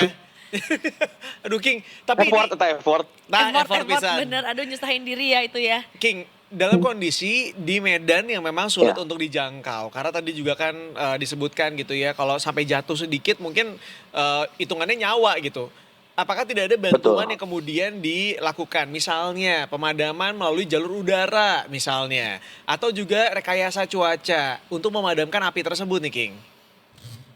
Untuk pakai helikopter itu tidak dimungkinkan karena lokasinya berada di kawah. Kawah Wadon. Jadi kalau misalnya ada heli atau pesawat yang melintas, ini sangat berisiko. Sehingga dilakukan secara manual. Untuk rekayasa cuaca masih belum dilakukan. Jadi, tapi untuk saat ini para relawan dan masyarakat berdoa agar hujan segera diturunkan. Amin. Mudah-mudahan banget ya. Kang, kalau dilihat dari prediksinya gitu ya, seberapa lama lagi nih kira-kira api dan juga mungkin asap-asapnya bisa diberhentikan gitu? Apakah mungkin sudah bisa diprediksi atau justru ini kita masih nggak tahu juga, dan apakah dari situ juga mungkin masih dimungkinkan untuk ada penambahan personel gabungan lagi, artinya juga kita masih butuh banyak tenaga-tenaga manusia di sini ke depannya? Untuk prediksi masih belum bisa terprediksi karena Oke. lahan yang terbakar cukup luas, titik api berbuncuran lagi karena tadi bara api, dan kondisi tanaman di sana memang kering. Begitu Kak. Jadi dan tambahan personil pun ini juga harus hati-hati karena berada di kawasan kawah yang sulit untuk mendirikan tenda, sehingga memang survival mode harus yang terlatih, bukan hanya siap. Iya, iya, Gitu. iya. Jadi memang harus terlatih, yang dikirimkan terlatih. Kalau misalnya pun banyak akan ke sana untuk memadamkan, tapi dari terlatih, risikonya keselamatan, Kak. Iya, malah menimbulkan hal yang lain nantinya ya, persoalan yang lain Betul. begitu. Jadi berita lain nanti. Jadi bukan berarti nggak mau kemudian membuka kesempatan bagi para relawan untuk ikut membantu memadamkan, bukan. Tetapi ini lebih kepada kondisi medan yang memang tidak mudah untuk dijangkau, sehingga takutnya nanti malah quote unquote merepotkan bagi relawan lainnya yang memang sudah profesional gitu. Betul. Kurang lebih seperti itu ya. King, Betul. kita doain mudah-mudahan bisa segera padam ya King ya, karena sekali lagi juga Amin. mungkin yang dirugikan di sini bukan hanya kita manusia dengan ya kalau misalnya dengan kebakaran seperti itu maka asapnya akan kemana-mana, kemudian akan dihirup oleh kita juga, tetapi kondisinya kan ini adalah lingkungan yang quote unquote jadi rusak. Begitupun dengan satwa juga yang udah ada di sana mungkin akan ya quote unquote terganggu begitu ya habitat hidupnya. Jadi mudah-mudahan Betul, kita Kak. doakan bisa segera diselesaikan, bisa segera padam. Amin. Amin ya rabbal alamin. Kan Amin, kalau amin. Apalagi Gunung Gede ini Iya. jadi habitatnya macan tutul, Aduh, kemudian ya Allah. elang Jawa. ya Allah, Tapi kasihan parah. rumahnya Jadi kalau kita hilang. berharap segera mati King, apinya. Punten King, kalau para relawan itu berarti mereka juga harus berhadapan dengan satwa-satwa liar yang ada di sana gitu ya? Untuk satwa-satwa berada di lokasi yang lain. Jadi Oke. titik tersebut memang jarang dihampiri untuk hewan-hewan liar yang memang berbahaya kayak macan. Oh. Itu tidak. Dan dengan sendirinya biasanya hewan-hewan mengasingkan diri Iya. dari aktivitas manusia, kemudian apalagi ada api. Iya. Tapi kan tetap terkena imbasnya gitu ya, karena mungkin asapnya akan dihirup oleh mereka juga, yang mereka juga mungkin ya Betul. bingung harus gimana gitu. Itu sih. Iya, Kang Betul, ini juga betul, kan Kak. Gunung Gede Pangrango juga adalah salah satu gunung favorit pendaki gitu ya. Jadi himbauannya untuk pendaki seperti apa Kang sejauh ini? Dari pihak Balai Besar Taman Nasional Gunung Gede sendiri berharap para pendaki untuk tidak nekat mendaki selama masa penutupan sampai tanggal 18. Jangan ada yang naik, jangan berulah. Dan kalaupun misalnya nanti sudah dibuka, jangan pernah menyalakan api unggun Setuju. dan berhati-hati ketika menyalakan kompor portable. Setuju, setuju, Iya setuju. betul sekali, dan juga mungkin ini himbauan banget untuk jangan bandel, jangan ngerasa punya kayak aku tahu jalur lain nih untuk bisa melakukan pendakian, itu jangan ya Kang ya. Benar-benar belum boleh ada dulu sampai tanggal 18, dan kayaknya juga sampai 18 itu sampai kita nunggu pengumuman atau pemberitahuan yang lain ya Kang ya, belum serta-merta nanti ternyata bisa Betul. mendaki juga gitu. Jadi memang sampai further notice kita lebih baik bersabar dulu aja. Nurut. Boleh bersabar. Dan pendaki yang memang kemarin batal itu bisa reschedule atau refund. Jadi tenang, uang tidak akan hangus. Ya, ya, itu juga adalah salah satu langkah terbaik yang bisa dilakukan gitu ya untuk mengembalikan uang bagi para pendaki yang sudah membayarkan untuk bisa naik ke Gunung Pangrango ya. Betul sekali. Kalau Kang Iqbal udah pernah naik ke Gunung Pangrango belum Kang? Belum, cita-cita mah ingin naik, Heeh. Tapi teh cuma kan banyak tugas liputan. jadi kan belum bisa. ini juga bisa ngomongin Gedung Gede Pangrango karena ada liputan ya Kang Iya, ya. benar. Karena ada liputan, gak usah naik, tapi tahu kan yang Iya, penting. bener. Di momen ini juga berarti kelihatan bohong ya di awal, padahal tadi bilang abis laporan mau naik ke Gunung Pangrango mau bantuin. Nah kan tadi dikasih tahu relawan yang tidak berpengalaman nggak boleh naik, takutnya ngerepotin. Di momen ini membuka aib sendiri King. Kan aku naik ke kaki gunung gedenya, Oh, bukan ke gunung gedenya. Hanya di kaki gunungnya saja. Itu aja udah nanjak Kaki ya. gunungnya. Iya. Ini sudah nanjak. Iya. Yang penting bagian dari gunung gede. Jadi Bener. kalau bisa ditanya apakah akan membantu memadamkan api? Iya, dengan apa? Dengan doa, Doa. di kaki Doa. gunung. Itu Betul. lebih baik. Bener, Masya Betul. Allah, tabarakallah. Dan juga lebih mulia karena menginformasikan kepada detikers ya, Iya. kepada pendaki-pendaki supaya tahu bahwa oh lagi ditutup dulu soalnya ada Betul. kebakaran. Dan ini buat detikers yang memang punya dana lebih, punya uang yang lebih, yuk kita bantu para relawan. Karena Ya. selama ini relawan kan untuk makan sehari-hari cukup kerepotan, dikirim dari bawah, nggak bisa masak dari atas. Sehingga para detikers yang sangat dermawan ini, yuk kita bantu teman-teman relawan biar bisa survive di atas. Seperti apa tuh Kang cara membantunya, bisa kemana Kang? Bisa nanti ke posko terpadu untuk para relawan, ada di Gede Pangrangonya, di bawah kawasan Cibodas atau di Gunung Putri. Oke. Bisa silakan datang. Atau King. kalau Japri ke King Iqbal gitu? Enggak, jangan Boleh? repotin. Jangan repotin King Iqbal. King Iqbal kayaknya udah banyak, ingat dari dia udah bilang, kita laporan mulu, Iya. nanti ditambah pusing. Kata King, dia, ini udah banyak DM yang masuk juga. bener. Atau kalau boleh King, boleh di-share nomornya atau misalnya akun sosial medianya ke tim kami, biar nanti sama tim kami akan diposting di sosial media kami. Jadi nanti akan bisa, Siap. mudah-mudahan bisa membantu lah bagi para relawan yang saat ini sedang berjuang di sana ya. Amin. Baik, nanti aku share nomor ataupun siapa yang bisa dihubungi Siap. buat King. kita membantu para relawan. Siap. Atau nuhun pisan King. Makasih ya. Sami-sami abdi bade masihan sapu san gepiok deui, Aduh. masihan unggulnya. Masihan hungkul, bener-bener. Masihan Ai unggul. digunakan mante ya. Minimal itu udah ngebantu karena memberikan. Bener. Ya. Memberikan. Niat yang penting mah inna amalukum biniat. Kumaha niatna heula? Masya Allah, tabarakallah. Betul. Muncak orang mah nutunya hanya hoteng doa nama, nu penting mah nawaituna ya Kang ya, alias niatnya Nah, aja. itu nah heula. Bener. Nawaitunya dulu Karena aja. sekali lagi Detikers, emang hubungan itu harus habluminallah dan habluminanas. Ya Allah, ke atas dan ke samping Ih, juga ya. subhanallah. Iya, Masya Allah. Makasih ya. Ini bukan hari Jumat tapi Rabu, sudah Kang, banyak Rabu, ceramah Rabu. alhamdulillah. Alhamdulillah Rabu. Alhamdulillah berarti memang sudah ke agama Kang ya, meskipun gak hari Jumat juga kita. Alhamdulillah. Insya Allah ingat terus. Ayo Mangga, King Iqbal ketemu di kajian ya. Ayo Yuk. siap. Jamaah. Sehat-sehat ya Kang ya. Jamaah. Assalamualaikum. Salam, dadah. View-nya juga bagus ya. Di Iya. situ gua kira tuh Gunung Pangrangonya, ternyata belum. Belum. King Iqbal belum sampai ke sana karena sekali lagi kadang-kadang kalau misalnya harus berangkat ke sana tuh sinyalnya kurang baik gitu. Betul ya, jadi kadang daripada putus-putus dan juga kan bahaya juga sebetulnya ya kalau kita mendekati asap dan juga area tempat kebakaran. Jadi yang penting poinnya adalah si message-nya yang nyampe. Jadi bisa dari mana aja Betul, laporkannya ya. betul. Ada yang udah pernah ke Gunung Gede Pangrango? Mungkin Ibu Citra udah pernah, Ibu Citra? Hah? Tinggal di sana dulu, Lu di sebelah tinggal di mananya? Demi apa, Masya Allah? Papanya dulu kerja di Taman Nasionalnya. Berarti cukup familiar dong. Sering dibawa-bawa nggak Ibu Citra ke area sana? Jawa boneka. Kamu berarti ini ya masa kecilnya di dekat dengan Gunung Gede Pangrango dong? Aku lahirnya di Rumah Sakit Cipanas yang di bawah sebelum ke Gunung Demi Gede. apa? Iya, Cimacan. Berarti kamu deket banget dong sama ini. Maksudnya Iya. ada kedekatan lah Iya. ya. Ada Secara tapi lebih emosional. ke rekan-rekannya si papa aja sih. Maksudnya kalau saudara nggak. Tapi at least kamu pernah tinggal di sana. Jadi kamu ada Iya. rasa kedekatan dengan lingkungan sana gitu ya. Berarti dari kecil suka naik-naik nggak meskipun nggak sampai muncak ya? Atau jangan sampai muncak? Nggak, kalau puncak belum pernah sampai sekarang. Oh. Belum pernah Tapi- kalau puncak. Cuma Bukannya Citra orang Pangandaran katanya.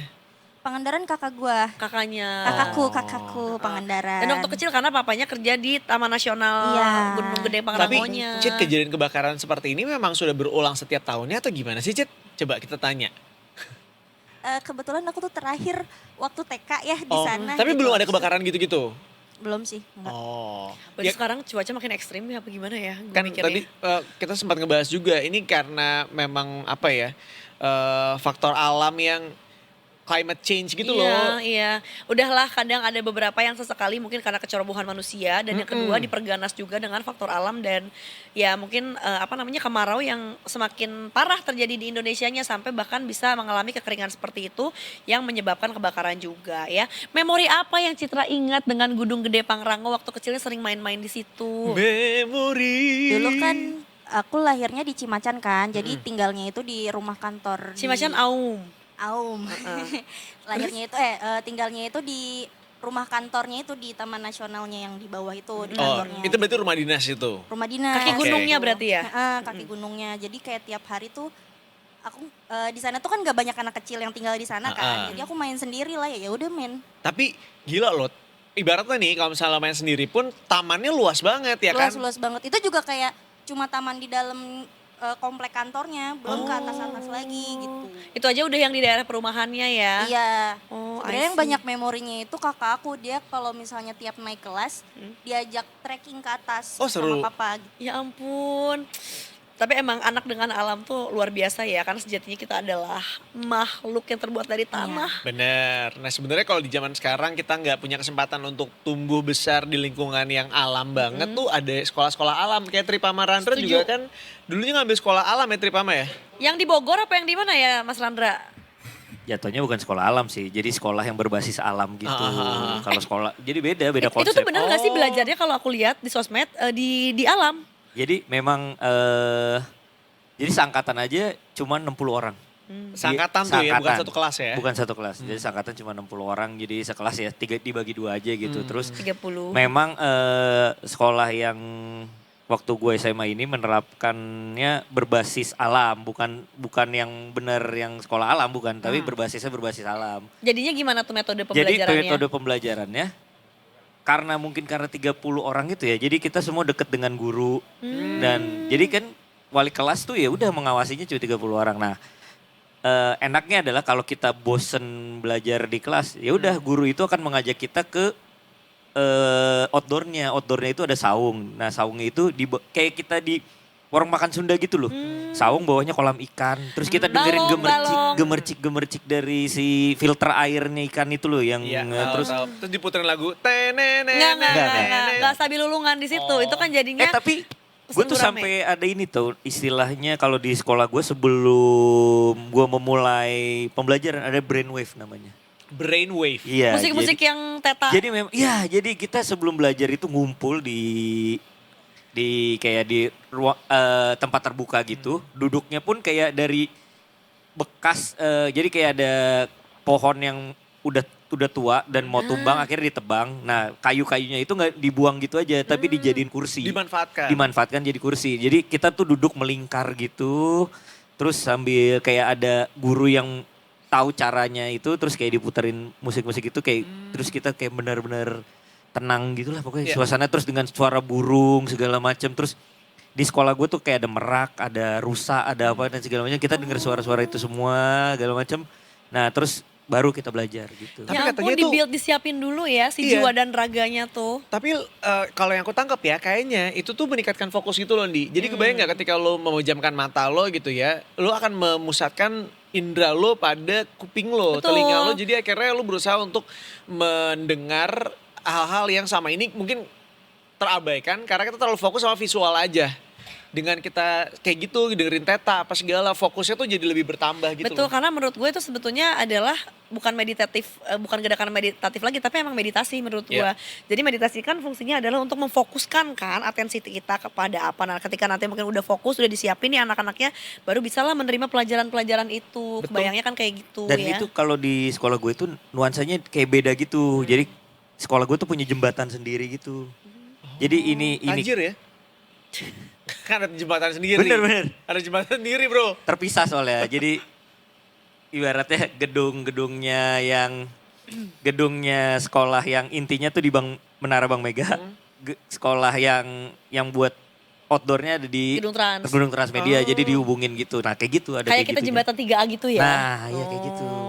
Jadi memang kalau kita udah nyebrang jembatan misalkan ke arah sana. Oh nuansa gue tuh belajarnya tuh yang di ruang kelas gitu, di ruang kelas. Tapi kalau kayak sini emang belajarnya tuh tempatnya di outdoor segala macam. Ada vibe-nya tuh dibedain ya, mau di gedung apa, di gedung B nih. Ini juga kadang-kadang menjelaskannya tuh untuk diri sendiri. Kayak kita di lantai 3A gitu ya. Ini detikers juga ada yang tahu 3A. Kalau mau jelasannya gini, yang tahu gak sih jembatan PIM? Nah itu lebih jelas, lebih kayak minimal lebih masif. Iya, bisa. Tapi nggak sepanjang itulah, nggak sekaya itu sekolahnya kayaknya, nggak sepanjang itu. Nggak semewah itu ya. Kayak tiba-tiba dari kaca kanan kirinya nggak gitu ya. Jadi memang area olahraga pun terpisah, ruang terbukanya terpisah dengan ruang belajarnya gitu. I see. Tapi terlepas dari itu menurut aku sih, aku pribadi kayaknya kalau misalnya punya anak, aku mau masukin ke sekolah alam atau sekolah yang berbasis alam. Karena menurut aku cukup menarik, kita tuh makin kesini makin lupa sama yang namanya mencintai lingkungan. Kita tuh terlalu fokus sama diri kita sendiri, meraup kekayaan untuk bisa kebahagiaan diri kita. Padahal sebenarnya kebahagiaan yang paling hakiki adalah ketika lo bisa berdamai gitu dengan lingkungan sekitar lo, menurut gue. Dan gue juga bukannya beda kan ya sekolahnya orang-utannya. Kita kan ini ibarat sekolah anjing buat anjingnya gitu, bukan kita sekolah bareng sama anjing, enggak gitu. Ya dan gue setuju sih ketika kita kayak belajar outdoor gitu ya, bukannya gue maksudnya emang gue mungkin nggak mengglorifikasi modernisme juga ya, kayak ya pembangunan ada sesuatu yang bagus gitu, tapi kadang ada hari-hari kita tuh butuh kembali untuk dituniin lagi sama tempat kita secara harafiahnya, yaitu adalah dari alam gitu. Sampai sekarang tuh kan kayak sesimpel anak-anak nih ya, karena mungkin aku lagi punya toddler, katanya kalau biar dia fokusnya terlatih lagi, biar dia mau makan bawa ke sungai, karena di sungai itu sensorinya bagus banget dan banyak banget, ada air, ada kerikil, ada tanah, ada rerumputan. Niscaya dari situ tuh dia kayak fokusnya bagus lagi, mau makan. Jadi kayak emang alam adalah obat yang paling sesuai. Makanya denger Karel mau dibawa ke Curug kan? Curug Di Cimahi. Bogor banyak curug, katanya bagus-bagus. Iya, tau. bagus. Sumpah gue tuh pengen banget eksplor Bogor dan sekitarnya tahu, tapi Ih. selama ini tuh kayak nggak bisa mulu nih. Putra Perdana ya? Bogor tuh nggak selalunya puncak tahu sekarang. Itu dia. Ada Bogor tuh bisa di kaki Gunung Salak aja itu masuk Kabupaten Bogor. Karena menurut gua ke daerah situ tuh perbaikan oksigen paling deket dari Ya, Jakarta. Betul. Setuju. Yuk Dan- teman-teman kita jadwalin ini Trekking kali yuk, trekking yang di... pakai tongkat itu loh. Hili. Ke rumah lu aja yang di Rempoa yang nggak jadi. Ini trekking. Hoak, Bang Jack, hoak. Gue janjiin ke Bang Jack. Iya, hoak. Coba ya gue janjiin ke Bang Jack mau naik gunung. Ayo kapan? Tiap kali diajakin gue kayak, aduh gak bisa gue kerja. Gue apa? Enggak, gue mau. Sekarang gue mau lebih kayak banyak aktivitas fisik. Outdoor ya terutama. Iya. Itu kata pendusta, kata Bang Jack. Pendusta itu. Pendusta. Dah, tapi kalau satu ini gue gak berdusta. Kita kalau mau break sekalian. Iya kan? Setuju. Karena kalau kita gak di-breakin, langsung masuk ke reporter berikutnya. Aduh Itu. benar, makanya baik itu ada jeda dulu. Jadi kita Benar. menetralisir dulu dengan berita yang sebelumnya ya. Kalau tadi kan tentang berita dari Gunung Gede Pangrango, berikutnya ada apa? Tungguin aja. Jadi jangan kemana-mana, tetap di Detik Pagi. Jangan tidur lagi.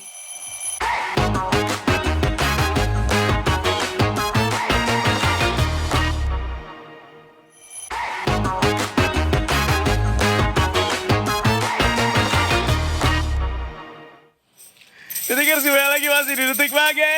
Jangan tidur lagi.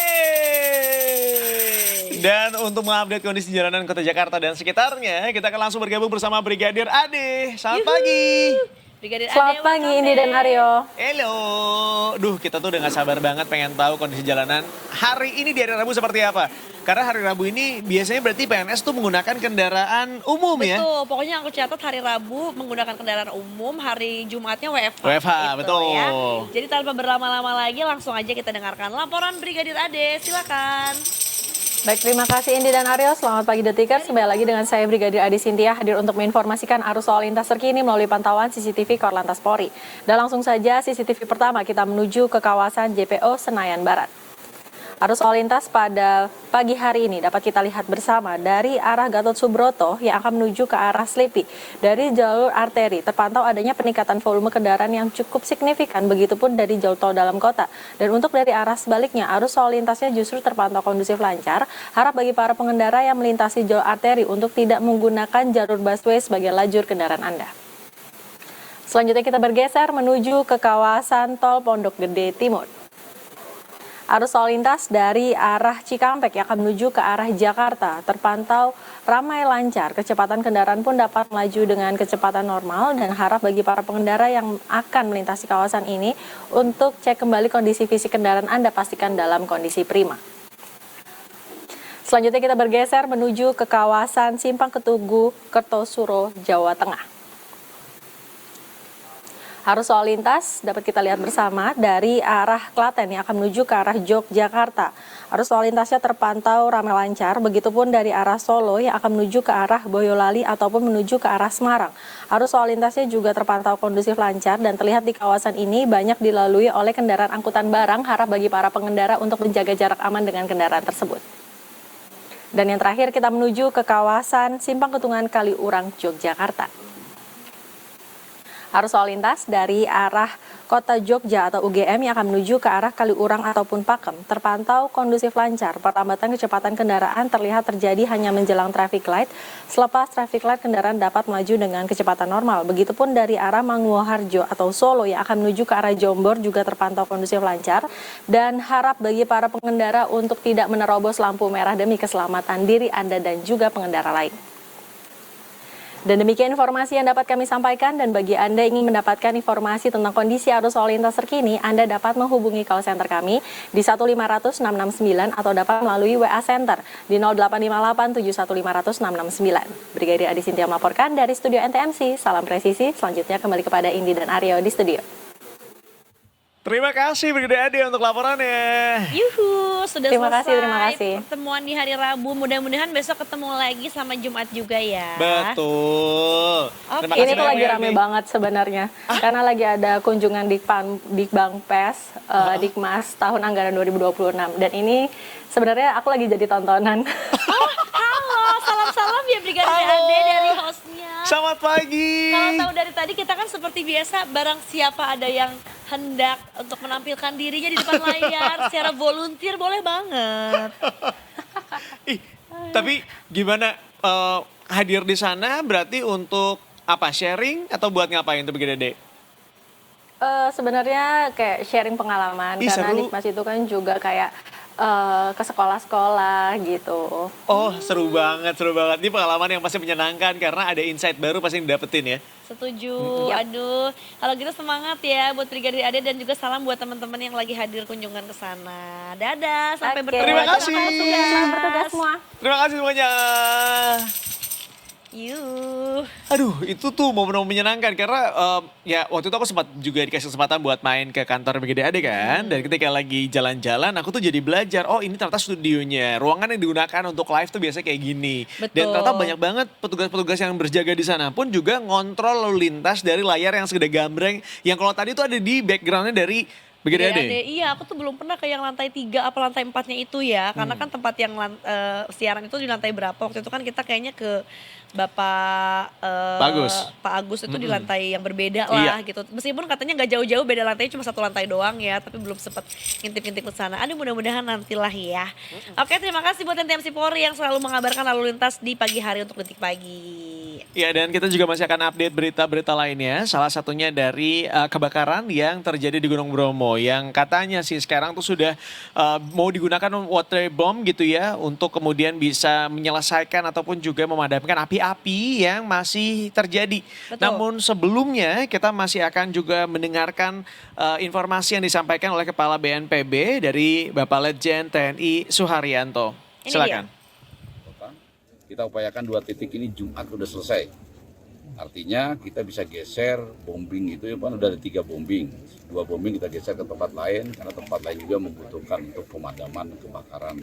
Itu ya tambahannya. Cukup utama Medan jelas dan kalau kita lihat rekan-rekan media lihat itu apinya ada di ketinggian. Sudutnya sampai 80 derajat. Jadi pasukan darat kan tidak bisa naik sampai ke atas. Ini juga menyangkut keselamatan jiwa. Yang kedua sumber airnya tidak banyak, jadi hanya yang bisa diambil di Ranu Pane. Ya, itu kendalanya itu. Yang ketiga ya kalau yang cuaca saja. Cuaca yang ketiga adalah tidak bisa segera didatangkan hujan untuk OMC. Nah, penjelasan dari BMKG ada potensi awan hujan tanggal 14 sampai 16 Agustus atau tanggal 18 ya. Ini kita kalau memang betul-betul ada nanti kita akan lakukan operasi modifikasi cuaca untuk supaya datang hujan. Kalau hujan tentu saja lebih efektif dan lebih efisien. Cukup? Luas lahan saat ini Pak yang terdampak. Cukup. Luas lahan yang terdampak berapa Pak? Luas lahan yang terdampak hari ini 889 hektar. Ya. Itu di 4 wilayah Pak ya? Maksudnya di 4 wilayah, ya di semua yang kebakaran di Probolinggo, Lumajang, Malang, Pasuruan. Iya, itu tadi Detikers yang disampaikan oleh sekali lagi Kepala BNPB, Letjen TNI Suharyanto. Dan seperti biasa kita juga akan update seperti apa kondisi dari kebakaran Bromo yang seperti tadi disampaikan oleh Letjen TNI Suharyanto gitu ya. Angkanya sudah hampir 900 hektar gitu ya. Dan dari kemarin kalau kita hitung mungkin sepekan terakhir ini kita selalu berjumpa dengan Mas Rofik selaku reporter Detik Jatim. Hari ini juga kita akan kembali mengupdate seperti apa kondisi di Bromo. Mas Rofik, selamat pagi. Selamat pagi Bang Hendy dan Bang Aryo. Ya. Studio. Mas Rafiq, mungkin boleh diupdate sedikit nih saat ini, per hari ini, kondisi di sana itu seperti apa sih? Kondisi saat ini di Gunung Bromo masih ada asap-asap dan titik-titik api kecil yang berada di Jantur, Desa Sariwani, masuk Kecamatan Sumber, Kabupaten Probolinggo, dan Blok Dengklik, masuk Kecamatan Tosari, Kabupaten Pasuruan. Saat ini petugas masih berjibaku memadamkan api di titik Blok Dengklik, Tosari, Pasuruan. Fokus di sana kan api di sana yang lebih besar daripada di Bukit Sariwani. Oke. Berarti dari adanya titik-titik dan juga asap-asap kecil ini tuh sebenarnya masih terhitung berbahaya begitu ya, karena bisa jadi melebar. Tapi tadi seperti yang disampaikan oleh Letjen TNI Suharyanto, diinformasikan bahwa targetnya di tanggal 14 Agustus ini atau di hari Jumat ini, itu akan semuanya fully padam begitu ya? betul. Dari pihak BNPB dan gabungan dari BPBD Provinsi dan BPBD Kabupaten Probolinggo, Lumajang, Pasuruan, dan semua pihak akan melakukan metode-metode baru untuk melakukan pemadaman api yang saat ini masih ada di 2 titik. Seperti helikopter, melalui udara helikopter dan water spray terus dikerahkan. Bahkan jika memungkinkan cuaca baik dan angin di wilayah Gunung Bromo tidak terlalu kencang, maka pemadaman akan berjalan baik. Oke. Rencananya api itu sendiri akan dipadamkan dengan menambahkan personel baik dari TNI Polri. Bahkan bantuan dari Batalion Yon TP saat ini dihadirkan ke lokasi oleh Danrem Malang. Ya, Mas Taufik, seperti kita tahu ya, sepertinya memang api itu yang kita harapkan sudah padam gitu dari pekan lalu, ternyata sampai hari ini semakin besar area kebakarannya, apinya juga bisa dikatakan mungkin semakin merajalela dan juga semakin menyebar kemana-mana. Ini tadi juga berbagai metode sudah dicoba kembali dan bahkan mau mencoba metode yang lebih dianggap ampuh lagi ya dibandingkan sama dengan metode yang dilakukan sebelumnya untuk memadamkan api ini. Tapi kalau boleh dijabarkan, sebetulnya apa yang menjadi kendala besar sehingga mungkin pemadaman api ini dianggap menyulitkan? Ya, betul, Mbak Andi. Kesulitan petugas saat ini yang posisi terbakar itu bukan bisa dilintasi manusia karena kemiringan tebing itu mendekati 80-90% kemiringannya. Jadi sulit untuk dihadiri atau didatangi personel untuk ke sana. Satu-satunya jalan 3 helikopter, waterbombing, dan drone water spray terus dikerahkan semaksimal mungkin. Kenapa Jumat target dari PNB Jumat? Karena ini bantuan personel dari pihak TNI Polri, baik dari wilayah Kabupaten Pasuruan, Lumajang, terus Kabupaten Probolinggo, dari batalion-batalion baru, khususnya dari Yon, batalion TP, saat ini diperbantukan untuk melakukan pemadaman. Jadi ini ada penambahan dari sekitar 30% personel dari sebelumnya. Jadi kenapa BNPB itu Jumat untuk memastikan untuk padam? Ini akan semaksimal mungkin. Karena apa? Ini udah ada dari pihak istana atau presiden untuk secepatnya untuk pemadaman api kebakaran hutan di Gunung Bromo. Ya, kekhawatiran apa yang kemudian tiba-tiba muncul begitu ya? Seolah-olah ini menjadi suatu hal yang ini harus segera diselesaikan. Apakah kemudian ada dampak-dampak yang dirasakan oleh masyarakat sekitar maupun juga secara perekonomian? Ya, betul. Sejak tanggal 3 Agustus bahkan udah ditutup awal dari 1 pintu dari Lumajang dulu, terus 3 titik pintu yang ditutup. Bahkan saat ini total buat dampak ekonominya itu ke warga. Warga tidak bisa melintas saat panen, yang dari Lumajang yang bisa melintas ke wilayah Probolinggo jual untuk hasil sayur ya, tanamannya. Dan juga dari pelaku usaha seperti ojek kuda, ojek motor, bahkan transportasi jeep saat ini udah lumpuh. Bahkan kemarin saya sempat wawancarai pemilik ojek kuda, udah selama ditutup dia bahkan tidak bisa bekerja. Bahkan dia saat ini dia mau ke bawah untuk mencari kerja, untuk menjadi kuli bangunan, untuk memenuhi kebutuhan ekonomi keluarga.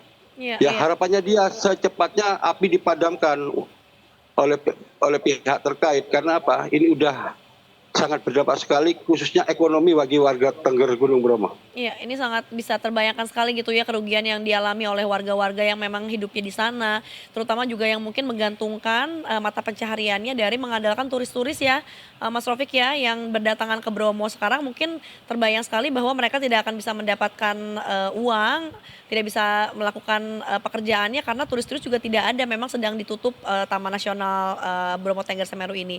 Nah, Mas, ini kan sembari tentunya kita mengupdate terus bagaimana upaya pemadaman api yang mudah-mudahan ditargetkan di hari Jumat minggu ini juga bisa padam seluruhnya. Amin. Begitu ya. Tapi sebetulnya apa sih mungkin strategi yang diharapkan bisa dilakukan oleh pemerintah dan kita semua juga ya, orang-orang yang terlibat di dalamnya, untuk bisa mencegah kejadian serupa ini agar tidak terulang lagi, karena kan itu sekali lagi dampak ekonomi dan juga kerusakan hutannya sangat nyata sekali gitu ya, Mas. Ya, betul.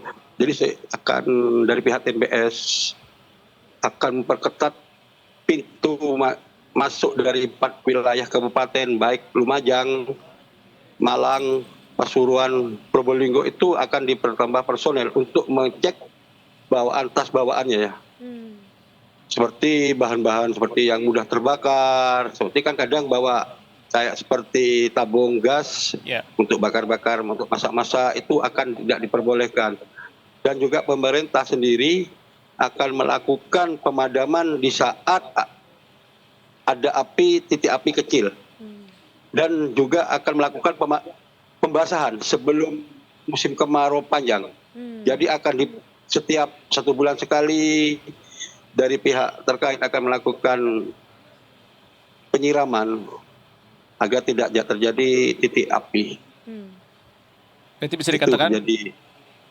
bisa dikatakan bahwa fokusnya akan lebih kepada pencegahan begitu ya. Sebelum dampak-dampak yang meluas terjadi, itu akhirnya dilakukan bagaimana cara penanggulangannya sebelum terjadi kebakaran. Seperti yang disampaikan tadi dengan cara quote-unquote pembasahan terlebih dahulu pada saat sebelum masuk ke musim kemarau. Termasuk juga kemudian langsung memadamkan ketika ada titik-titik kecil yang terjadi di sekitar Gunung Bromo gitu. Apapun yang terjadi semua perlu diupayakan agar kemudian kita semuanya bisa menikmati Gunung Bromo kembali, terutama untuk para wisatawan yang ingin berkunjung ke sana. Amin. Ya mudah-mudahan ya. Mas Rofik, kita tentunya nanti akan update lagi ya. Mudah-mudahan nanti pertemuan kita berikutnya secara virtual ini sudah mengabarkan bahwa api semakin padam ya.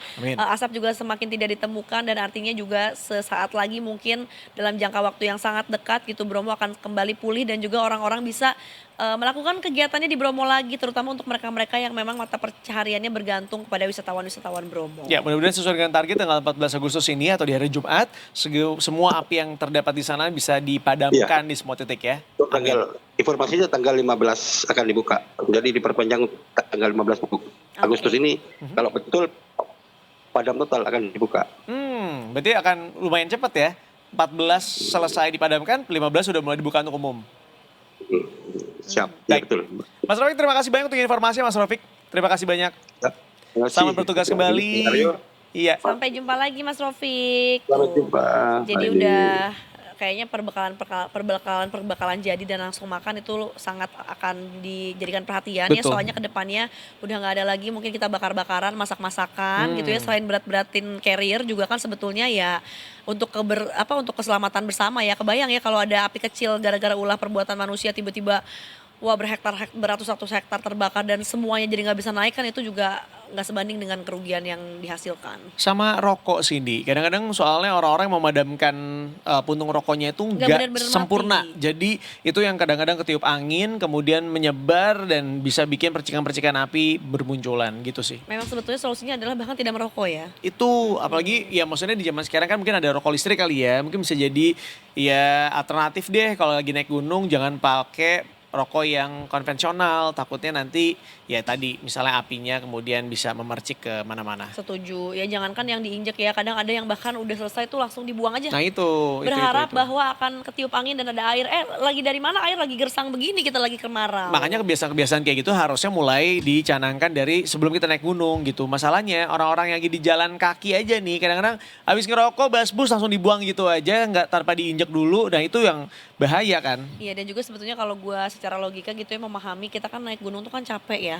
Ngos-ngosan, nanjak sambil ngerokok tuh apa nggak semakin kali 7 capeknya. Mungkin bukan pas lagi naik gunungnya nih, kadang-kadang mereka pas lagi duduk, duduk menikmati alam, menikmati senja sambil ngopi, ngerokok. Ya ngerti sih mungkin rasanya seenak itu, tapi balik lagi kalau misalnya itu mencelakai dan kemudian ngerepotin banyak orang, ya kenapa harus dilakukan gitu. Tapi better juga enggak lah, toh abis itu kan kita harus jalan lagi ya, menggunakan tenaga kita lagi. Nah abis ini tenaga kita juga akan kita gunakan nih ya di Detik Pagi untuk ngobrol sama seseorang yang aduh aku nggak nemu lagi kata lain selain inspiring sih, karena kalau kayak gini tuh bikin kita kayak kita tuh semakin diterima di kancah pergaulan internasional dengan karya-karya kita gitu. Ini bahkan bukan kancah pergaulan lagi, ini kancahnya pekerjaan, guys. bener. Bisa dibayangin kan tiba-tiba ada nyelip nama orang Indonesia di perfilman mancanegara. Artinya Wow. kita sekredibel itu dan kita artinya udah bisa keep up dengan kecanggihan-kecanggihan ya dari sebuah produksi film gitu, terutama film-film yang berasal dari luar. Nah, siapakah dia dan kita akan ngobrolin tentang apa?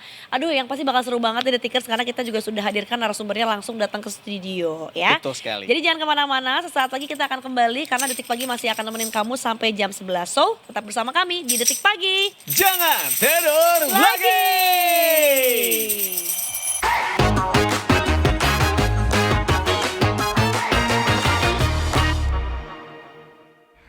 Wow, aku sih jujur ya, nostalgianya tuh dapat banget meskipun dulu juga gue kalau nonton tayangan-tayangan ulang ini di layar kaca tuh gue nggak hafal storyline-nya sih, tapi dilihat dari gambarnya tadi vibe-nya, aduh langsung calling semua ingatan-ingatan masa lalu ya bawaannya ya. Karena mungkin kita waktu kecil tuh tumbuh besar dengan film-film komedi Hong Kong gitu loh yang itu kayak Hong Kong jokes gitu. Entah kenapa it's really cheesy tapi entah kenapa dapat banget dan jadinya lucu banget, lucu parah. Bener, kayak pronunciation mereka yang ciao Iya, itu tuh kayak iya. meskipun kita dulu nggak ngerti itu apa, tapi kayak kerekam jelas ya di core memory kita. Dan terlebih ketika ngelihat film yang satu ini mungkin akan mengingatkan kita sama Kung Fu Soccer yang zaman dulu gitu ya. Nah ternyata sekarang dibikin lagi dan ini juga masih diproduksi dan saudari oleh Stephen Chow gitu ya.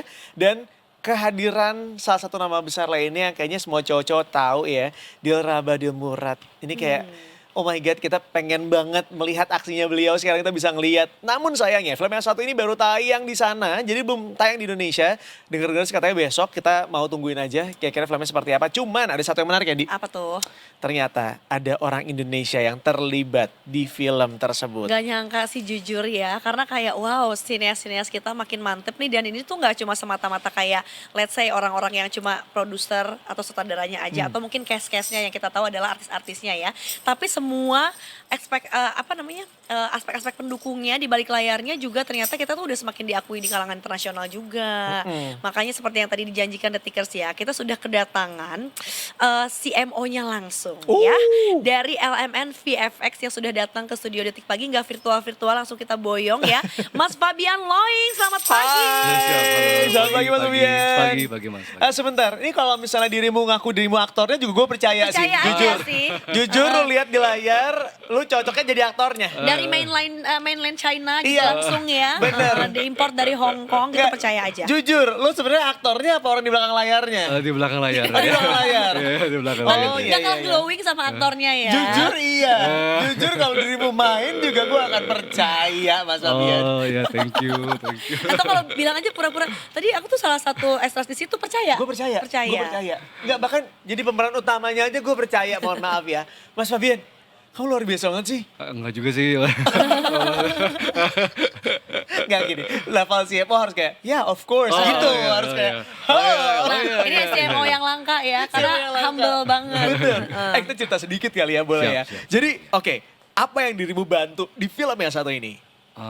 Kita bantu untuk kurang lebih 100 shot lebih sedikit lah. Itu untuk bagian kayak efek-efek visualnya yang seperti kan tadi lihat ada bolanya kan yang kayak Ditendang. Iya.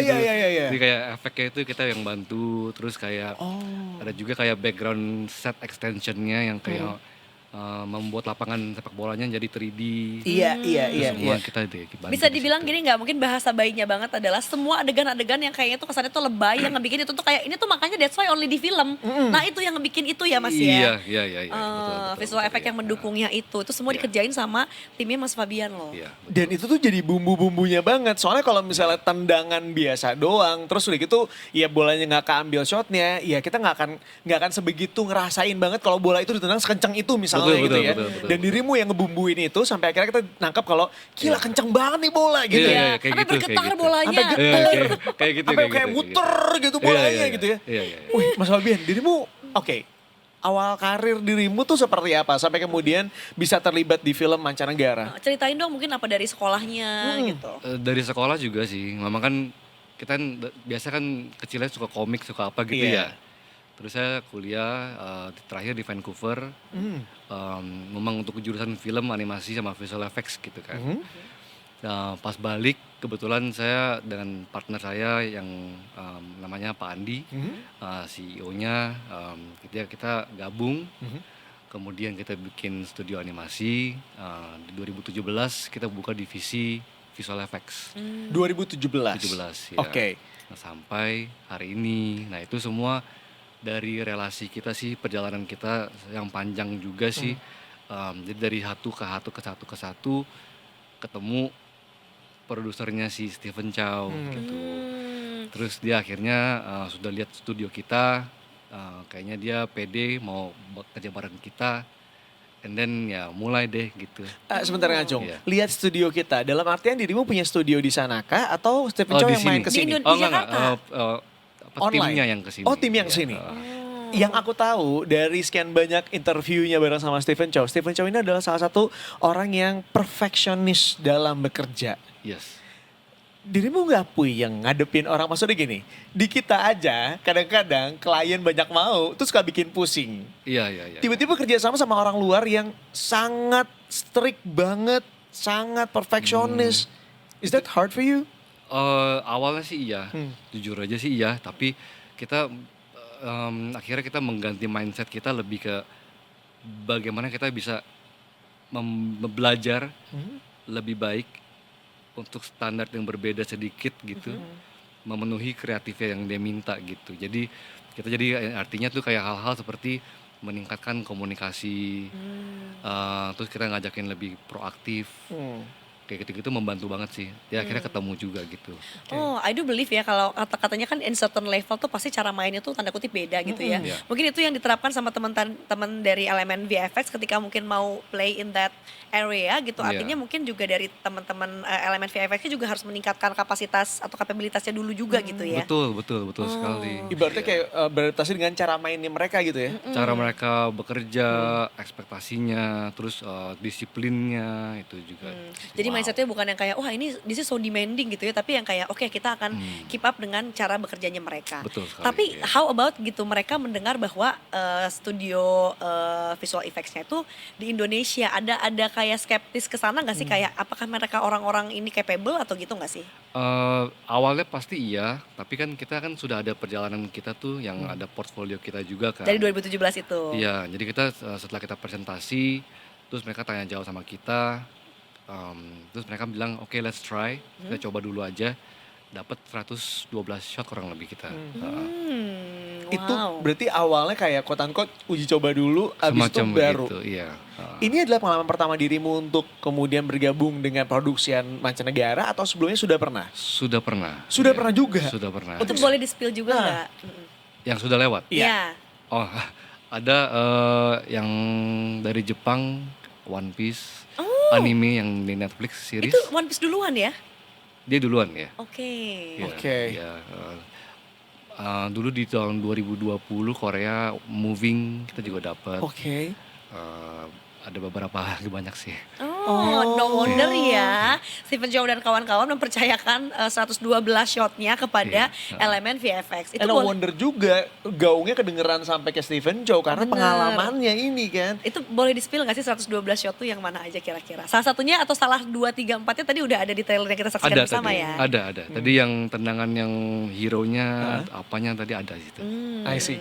Itu dirimu kerja sama VFX lainnya kah atau cuman dirimu aja yang ngerjain? Saya kan ada tim saya. Saya ada semacam kayak produser juga dan koordinator yang selalu komunikasi dengan timnya Stephen Chow. Jadi kita selalu dapat almost 3 kali seminggu deh. Oke. Kita ketemu online untuk present the progress kita, kemudian dapat feedback dari dia, and then kita muter lagi and so on gitu-gitu terus sih. Oke. Tapi yang ngerjain VFX di film ini cuman dirimu aja dari Oh enggak, elemen. ada lagi yang lainnya? perusahaan-perusahaan lain juga sih secara global gitu. Karena aku wondering gitu ya, kalau misalnya ngomongin tentang VFX tuh harusnya berarti di negara mereka sendiri harusnya jauh lebih maju dibandingin negara kita. Iya. Kira-kira pertimbangannya apa ya sampai kemudian dia mau ngelirik kayak kita cobain dari negara lain deh gitu. Biasanya dari kapasitas pengerjaannya kan kita bisa buat yang banyak dengan timeline yang dia sudah ada dan budgetnya sesuai dengan yang dia minta gitu. Biasanya begitu sih. Jadi ibaratnya proyeknya juga memang disebar ya? Disebar ya. Oh, oke. Kita nggak bukan satu-satunya, tapi kita salah satu yang mengerjakan proyek ini dengan mereka. Tetap gitu. sangat membanggakan. Tetap dong, ya, karena- gila banget ya. Mungkin bukan berarti kayak nggak bisa di satu perusahaan VFX aja, tapi ketika ngomongin tentang timeline filmnya gitu Betul. ya, emang butuh untuk dibagi-bagi juga. Kalau enggak pasti keteteran banget gitu ya. Keteteran, betul. Karena kan dia sulit juga ya, Iya. dan besar gitu. Nah kalau ngebayangin ya ngerjain visual effect gitu ya, apakah pure itu sebetulnya semua tuh kerjaan post pro? Atau sebetulnya tuh ada keterlibatan pada saat syutingnya langsung juga? Apakah mungkin let's say ini dari teman-teman elemen VFX tuh ada yang datang ke sana yang lihat pada saat syuting in real life-nya supaya bisa menyesuaikan nanti di post pro-nya, atau sebetulnya ini semua ya udah nunggu syutingan kelar baru terima untuk dikerjain post pro-nya? Sebenarnya semuanya sih. Idealnya memang kalau mau baik kita harus terlibat dari awal. Itu pasti. Tapi untuk yang project ini yang Kung Fu Soccer, kita tidak sampai ke sana karena kita sudah ada timnya yang dari mereka yang di sana yang membantu. Jadi tim dia yang di onset di sana yang membantu memastikan semua plate-plate-nya nyampai ke kita dengan baik gitu. Iya. Tapi berarti Mas Fabian nggak pernah kepikiran misalnya mau, jadi kita berangkat deh bisa pas lagi premier atau apa gitu. Aduh saya mau banget tadinya. Iya kan, Tapi, ketemu iya. di Rabadel Iya, Murat iya. yang disebut-sebut sebagai perempuan tercantik di dunia itu kan. Tapi saya mau banget, hampir saya pergi tadinya nggak jadi. Karena pasti diundang kan. Diundang ya. Ih keren banget Tapi, sih Mas. tapi ada perwakilan dari elemen VFX yang lain hadir. Pada sibuk semua kita. Makanya orderannya banyak banget yang masuk ke elemen VFX Jadi, ya. jadi kita nggak sempet mau banget ya. Jadi bagian yang hura-hura selebrasinya tuh kayak, aduh nggak bisa nih Nanti gitu. dulu aja. Nanti dulu. Karena cuan nomor 1 ya. Bener, kalau kita bagian tampil kan justru harus datang premier gitu. Bedanya di Berarti situ. elemen VFX kayaknya butuh BA ya. Di iya. saatnya kita untuk masuk ke Representatif Oh, ya. iya, iya. Ini kita akan mewakili. Padahal kalau Oh, ditanya siap, elemen siap. VFX kerjain apa nggak ngerti. Nggak ngerti, bener. Bukan apa-apa, soalnya kalau misalnya nggak ada kita, nggak ada yang mewakilin mereka. Gitu aja udah. Siap, Iya. makasih. Ayo boleh deh, ayo. Mas, tapi oke, pernah nggak sih terbayang dalam benak dirimu kalau dirimu sekarang akan berkecimpung menjadi dirimu yang sekarang? Maksudnya gini, kalau anak-anak zaman now mungkin cita-citanya udah mulai spreading gitu ya, mulai meluas. Dibanding kita yang zaman dulu kayaknya pengennya jadi dokter, Insinyur, pilot yang standar lah, astronot gitu ya. Ini kan ada pekerjaan lain kayak VFX yang mungkin banyak orang yang belum tahu, belum banyak orang yang ngeh. Dirimu pernah kepikiran gak dari kecil, oh gue pengen jadi ini nih? Nggak sampai seakurat Detail itu, ini ya. Tapi saya ada bayangan emang saya pengen di industri kreatif gitu. Oh really? Iya. Oke, apa yang membuat dirimu itu? Apakah dari kecil sering nonton film atau baca komik yang Banget ya. banget? Dan game juga sih. Dan game juga, that's game why. juga. Iya, suka main game. Apakah bisa juga ke depannya nanti elemen VFX itu bikinin kayak efek-efek buat di game gitu? Bisa. Sama juga ya? Bisa, ya. Oke. Nah yang menarik tuh tadi penasaran sebetulnya kalau Kung Fu Soccer ini kan film asli ya gitu, maksudnya emang live action gitu. Tadi sempat di-spill juga tentang One Piece. Ini kan One Piece juga banyak banget fansnya ya sampai Iya. sekarang. Udah nggak lihat Iya. umur ya. Iya. Ada yang bahkan mungkin dari kecil sampai sekarang udah dewasa karena episodenya masih terus berjalan Oh, gitu iya. ya. Aku ngebayanginnya kalau di animasi tuh kayak gimana sih Mas untuk membutuhkan VFX ini sendiri? Bukankah justru kalau animasi semuanya kan emang udah pakai efek juga. Nah apakah ini ada perbedaan nggak sih di situ? Bedanya di kualitasnya ya, maksudnya bukan kualitas sih, tapi di kriteria yang dianggap approve itu sangat beda gitu. Karena kalau dari Jepang dia sangat teknisnya tuh tinggi sekali gitu. Jadi mereka sangat penting banget hal-hal detail tuh harus sama percis gitu. Dia nggak boleh lewat beda dikit, dia nggak mau gitu. Jadi kita tuh harus benar-benar membuat tim kita tuh disiplinnya harus naik jauh sih. Jadi kayak setiap dokumentasi yang datang ke kita harus pelajari satu-satu. Nggak jelas harus bertanya. Masih kurang jelas tanya lagi gitu. Jadi kayak gitu sih ada sih itu sih. Ini definisi minta izin dulu baru kerjain. Kalau kita kan kerjain dulu ntar maaf salah. Oh iya. Nah itu repot deh. Bener. Tapi mungkin karena didikan dirimu juga dari luar juga kali ya. Jadi maksudnya Mungkin, sudah ya. terbiasa dengan udah keep up lah.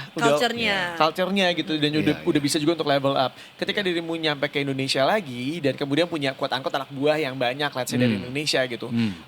Gimana cara dirimu meyakinkan mereka untuk ayo let's just level up everything, let's just keep up with all those things yang harus dikerjain gitu. Lagi-lagi itu tantangan tersendiri.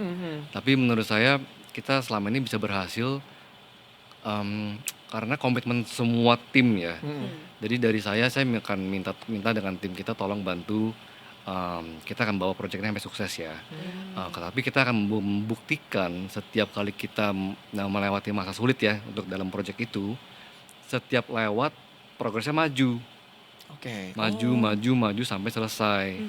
Jadi mungkin saya rasa itu sangat membantu timnya juga merasakan kayak keberhasilannya juga kan. Dibandingkan kalau kita misalkan sudah lagi lembur atau misalkan lagi susah banget dapat kreatifnya tapi di feedback terus nggak di approve, nah itu biasanya lebih sulit, itu akan lebih susah itu. Tapi kalau bisa dapat approve, maju, mereka senang juga sih. Emang beda level manajerial dan juga leadershipnya ya. Makanya. Karena menurut aku bukan kapabilitas kita dalam skill kayak bikin si visual effect-nya aja, tapi di sini tuh kayak harus bisa membawa bersama-sama kapal ini gitu ya, untuk kita ship and sail ke arah yang sama. Ya itu teamworknya sih. Berarti kalau dari kacamata Mas Febian sendiri, secara SDM di Indonesia sebenarnya bisa bersaing dong ya sama SDM yang ada di luar ya? Oh bisa banget. Oh ya, terutama dalam Bisa. bidang VFX ini? VFX animasi bisa banget. Really? Bisa ya. Kata Mas Febian asal dalam arahan saya ya. Nah. Orang semua punya kapabilitas, tapi kalau nakodanya salah, sorry Waduh. banget. Berat ini, berat. Lihat dari profilnya sih, tipikalnya gak kayak kita ya. Kalau kita kan akan, aku lah paling luar biasa. Kalau Mas Fabian itu tipikalnya kayak, oh gak kayak gitu, gak apa-apa. Emang beda. Ya, jadi emang leader bukan bos. Bener. Gitu kan. Kelihatan mana yang emang secara jabatan tuh udah tinggi sama yang setengah-setengah. Iya benar. Kalau lebih sombong biasanya. Kalau yang jabatan tinggi kan dia tahu bahwa aku tuh harus menurun untuk bisa mengangkat semua tim-tim Untuk aku. merangkul semua orang. Beda Dan level sama kita. tercapai kan tujuan bersamanya gitu. Iya sih. Kalau kita kan sukses apa enggak, yang penting sombong dulu. Prinsip hidup kita.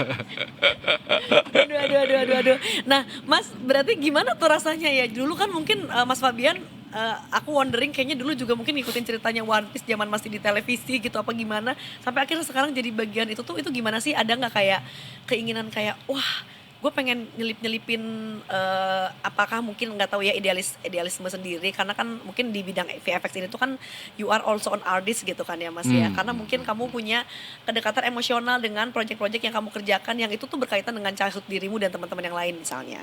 Oh ada ya, tentu ada, kayak tadi Kung Fu Soccer kan salah satunya. Iya. Itu ketika dapat proyeknya juga saya senangnya minta ampun itu. Karena saya kan jadi teringat kembali dulu zaman-zaman saya masih kecil, kan ketawa-ketawa teman-teman nonton itu, terus dia juga ketemu ngobrol gitu kan, kayak senang banget sih itu sih. Nah gimana tuh caranya nemuin si brief dari pusat sama kayak ada idealisme aku as an artisnya gitu ibaratnya, supaya kayak gue pengen nyiprat-nyipratin ini dengan ada unsur akunya juga gitu, tuh bisa gak sih? Bisa, tapi tergantung proyeknya. Ada proyeknya kalau misalnya kalau Japanese biasanya nggak bisa. Tapi kalau kayak Kung Fu Soccer bisa. Ada, kita boleh kasih masukan kreatif sisi kita, kalau masih sesuai dengan garis besarnya dia masih oke gitu. Oh, jadi masih bisa menyelipkan sedikit idealisme ya. Ada, Kalau ada, yang One Piece dari Jepang tuh harus ngikut pusat gitu. Itu ketatnya beda itu ya, sangat ketat itu ya. Iya sih, ini ngambil gambaran aja ya teman-temanku yang kerja di perusahaan-perusahaan yang kemudian atasannya itu dipegang langsung sama orang Jepang tuh katanya emang jauh lebih strict, jauh lebih detail, jauh lah pokoknya disiplinnya beda lah. gila banget katanya. Beda sekali. Ya. Tapi ya tadi yang disampaikan sebenarnya kalau kita ngambil in a positive way, ini tuh leveling up ourselves sebenarnya. Kita jadi belajar banyak tentang disiplin gimana, tentang oh iya ternyata hal-hal kecil itu tuh pengaruhnya gede banget. Sebenarnya kalau kita mau ngambil hal positifnya bisa aja ya. Banget, bisa banget. Bisa sekali. Ya. Mas, bocoran dong kira-kira ada nggak sih, udah ada mungkin project-project ke depannya yang lagi diproduksi, nggak usah spill nama nggak apa-apa kalau emang masih restricted gitu ya. Mungkin ada nggak sih film-film lainnya yang sedang dikerjakan sekarang? Ada, kita lagi jalan satu sebenarnya juga global juga, namanya sebenarnya saya sudah boleh ngomong sih. Gitu? Namanya Dragon Lord. Dragon Lord. Oh, Dragon Lord? Dragon Lord ya. Dragon Lord itu by the director dulu buat film Kung Fury. Kung Fury, sekarang dia buat ini. Ini lagi di tahap awal sama kita. Dan saya pun sebetulnya lagi pembentukan tim juga sebetulnya sekarang. Ya. Calling all the talents. Oh iya, pasti. Jadi sekarang sebenarnya beberapa detikers, let's say, misalnya ada yang jago di VFX tuh bisa ikutan gabung? FX, simulation, crowd, lighting, aset, semua saya perlu sekarang. Ya. Wow. Itu bisa nyari kemana? Elemen? Bisa kirim ke jobs at elemen.co.id There you go. Oke. atau bisa cek website kita. Gila, kenceng nih elemen nih gue liat-liat nih ya. Bener. Aku nih dia. Tapi menarik Bagus, Mas, bagus dia. menarik Mas Fabian, ini tuh let's say kayak karena lagi ngerjain project yang satu ini maka butuh tim yang baru khusus untuk project ini aja atau sebetulnya untuk kedepannya juga sih project-project bersama elemen? Untuk yang project yang Dragon Lord ini masih di tahap awal. Tim yang saya sedang coba bentuk cukup besar. Dan memang bagian sisi manajemen dari projectnya pun juga lumayan wow gitu.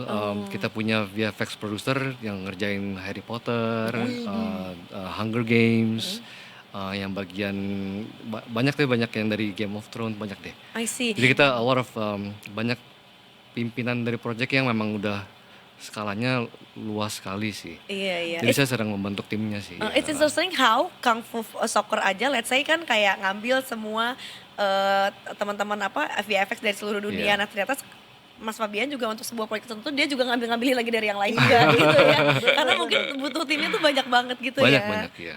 Butuh tim banyak, butuh tim yang juga punya visi misi yang sama gitu ya. Iya dong. Mau belajar juga.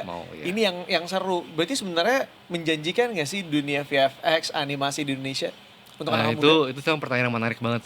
Saya bilang iya. Karena sekarang industri film VFX menurut saya sedang mulai ke Asia sih. Dan Indonesia saya bilang di titik yang sangat menarik banget karena kita bisa berbahasa Inggris. Kita wataknya juga mudah disukai oleh orang luar. Oh ya? Iya. Kita gampang dan kita tuh orangnya lumayan responsif. Dalam permintaan mereka apa kita bisa memenuhi dan bisa selalu rembukan bareng. Kita memiliki banyak kelebihan sebetulnya sih.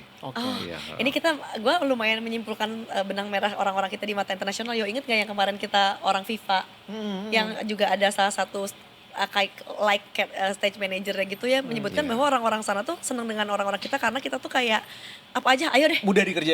Kita orangnya gitu. mau berkembang betul. gitu. Betul. Jadi instead of kayak aduh ini nggak bisa tapi kerjain aja dulu gitu. Iya betul. Jadi itu kayaknya jadi salah satu plus point di mereka yang bahwa oh ternyata ini bisa kerjasama nih dengan orang-orang Indonesia tuh. Betul. Untuk belajar VFX dan lain sebagainya, perlukah anak-anak muda ini, generasi muda ini belajar sampai ke luar negeri atau sebenarnya di kita pun untuk belajar sebenarnya sudah mencukupi sekali?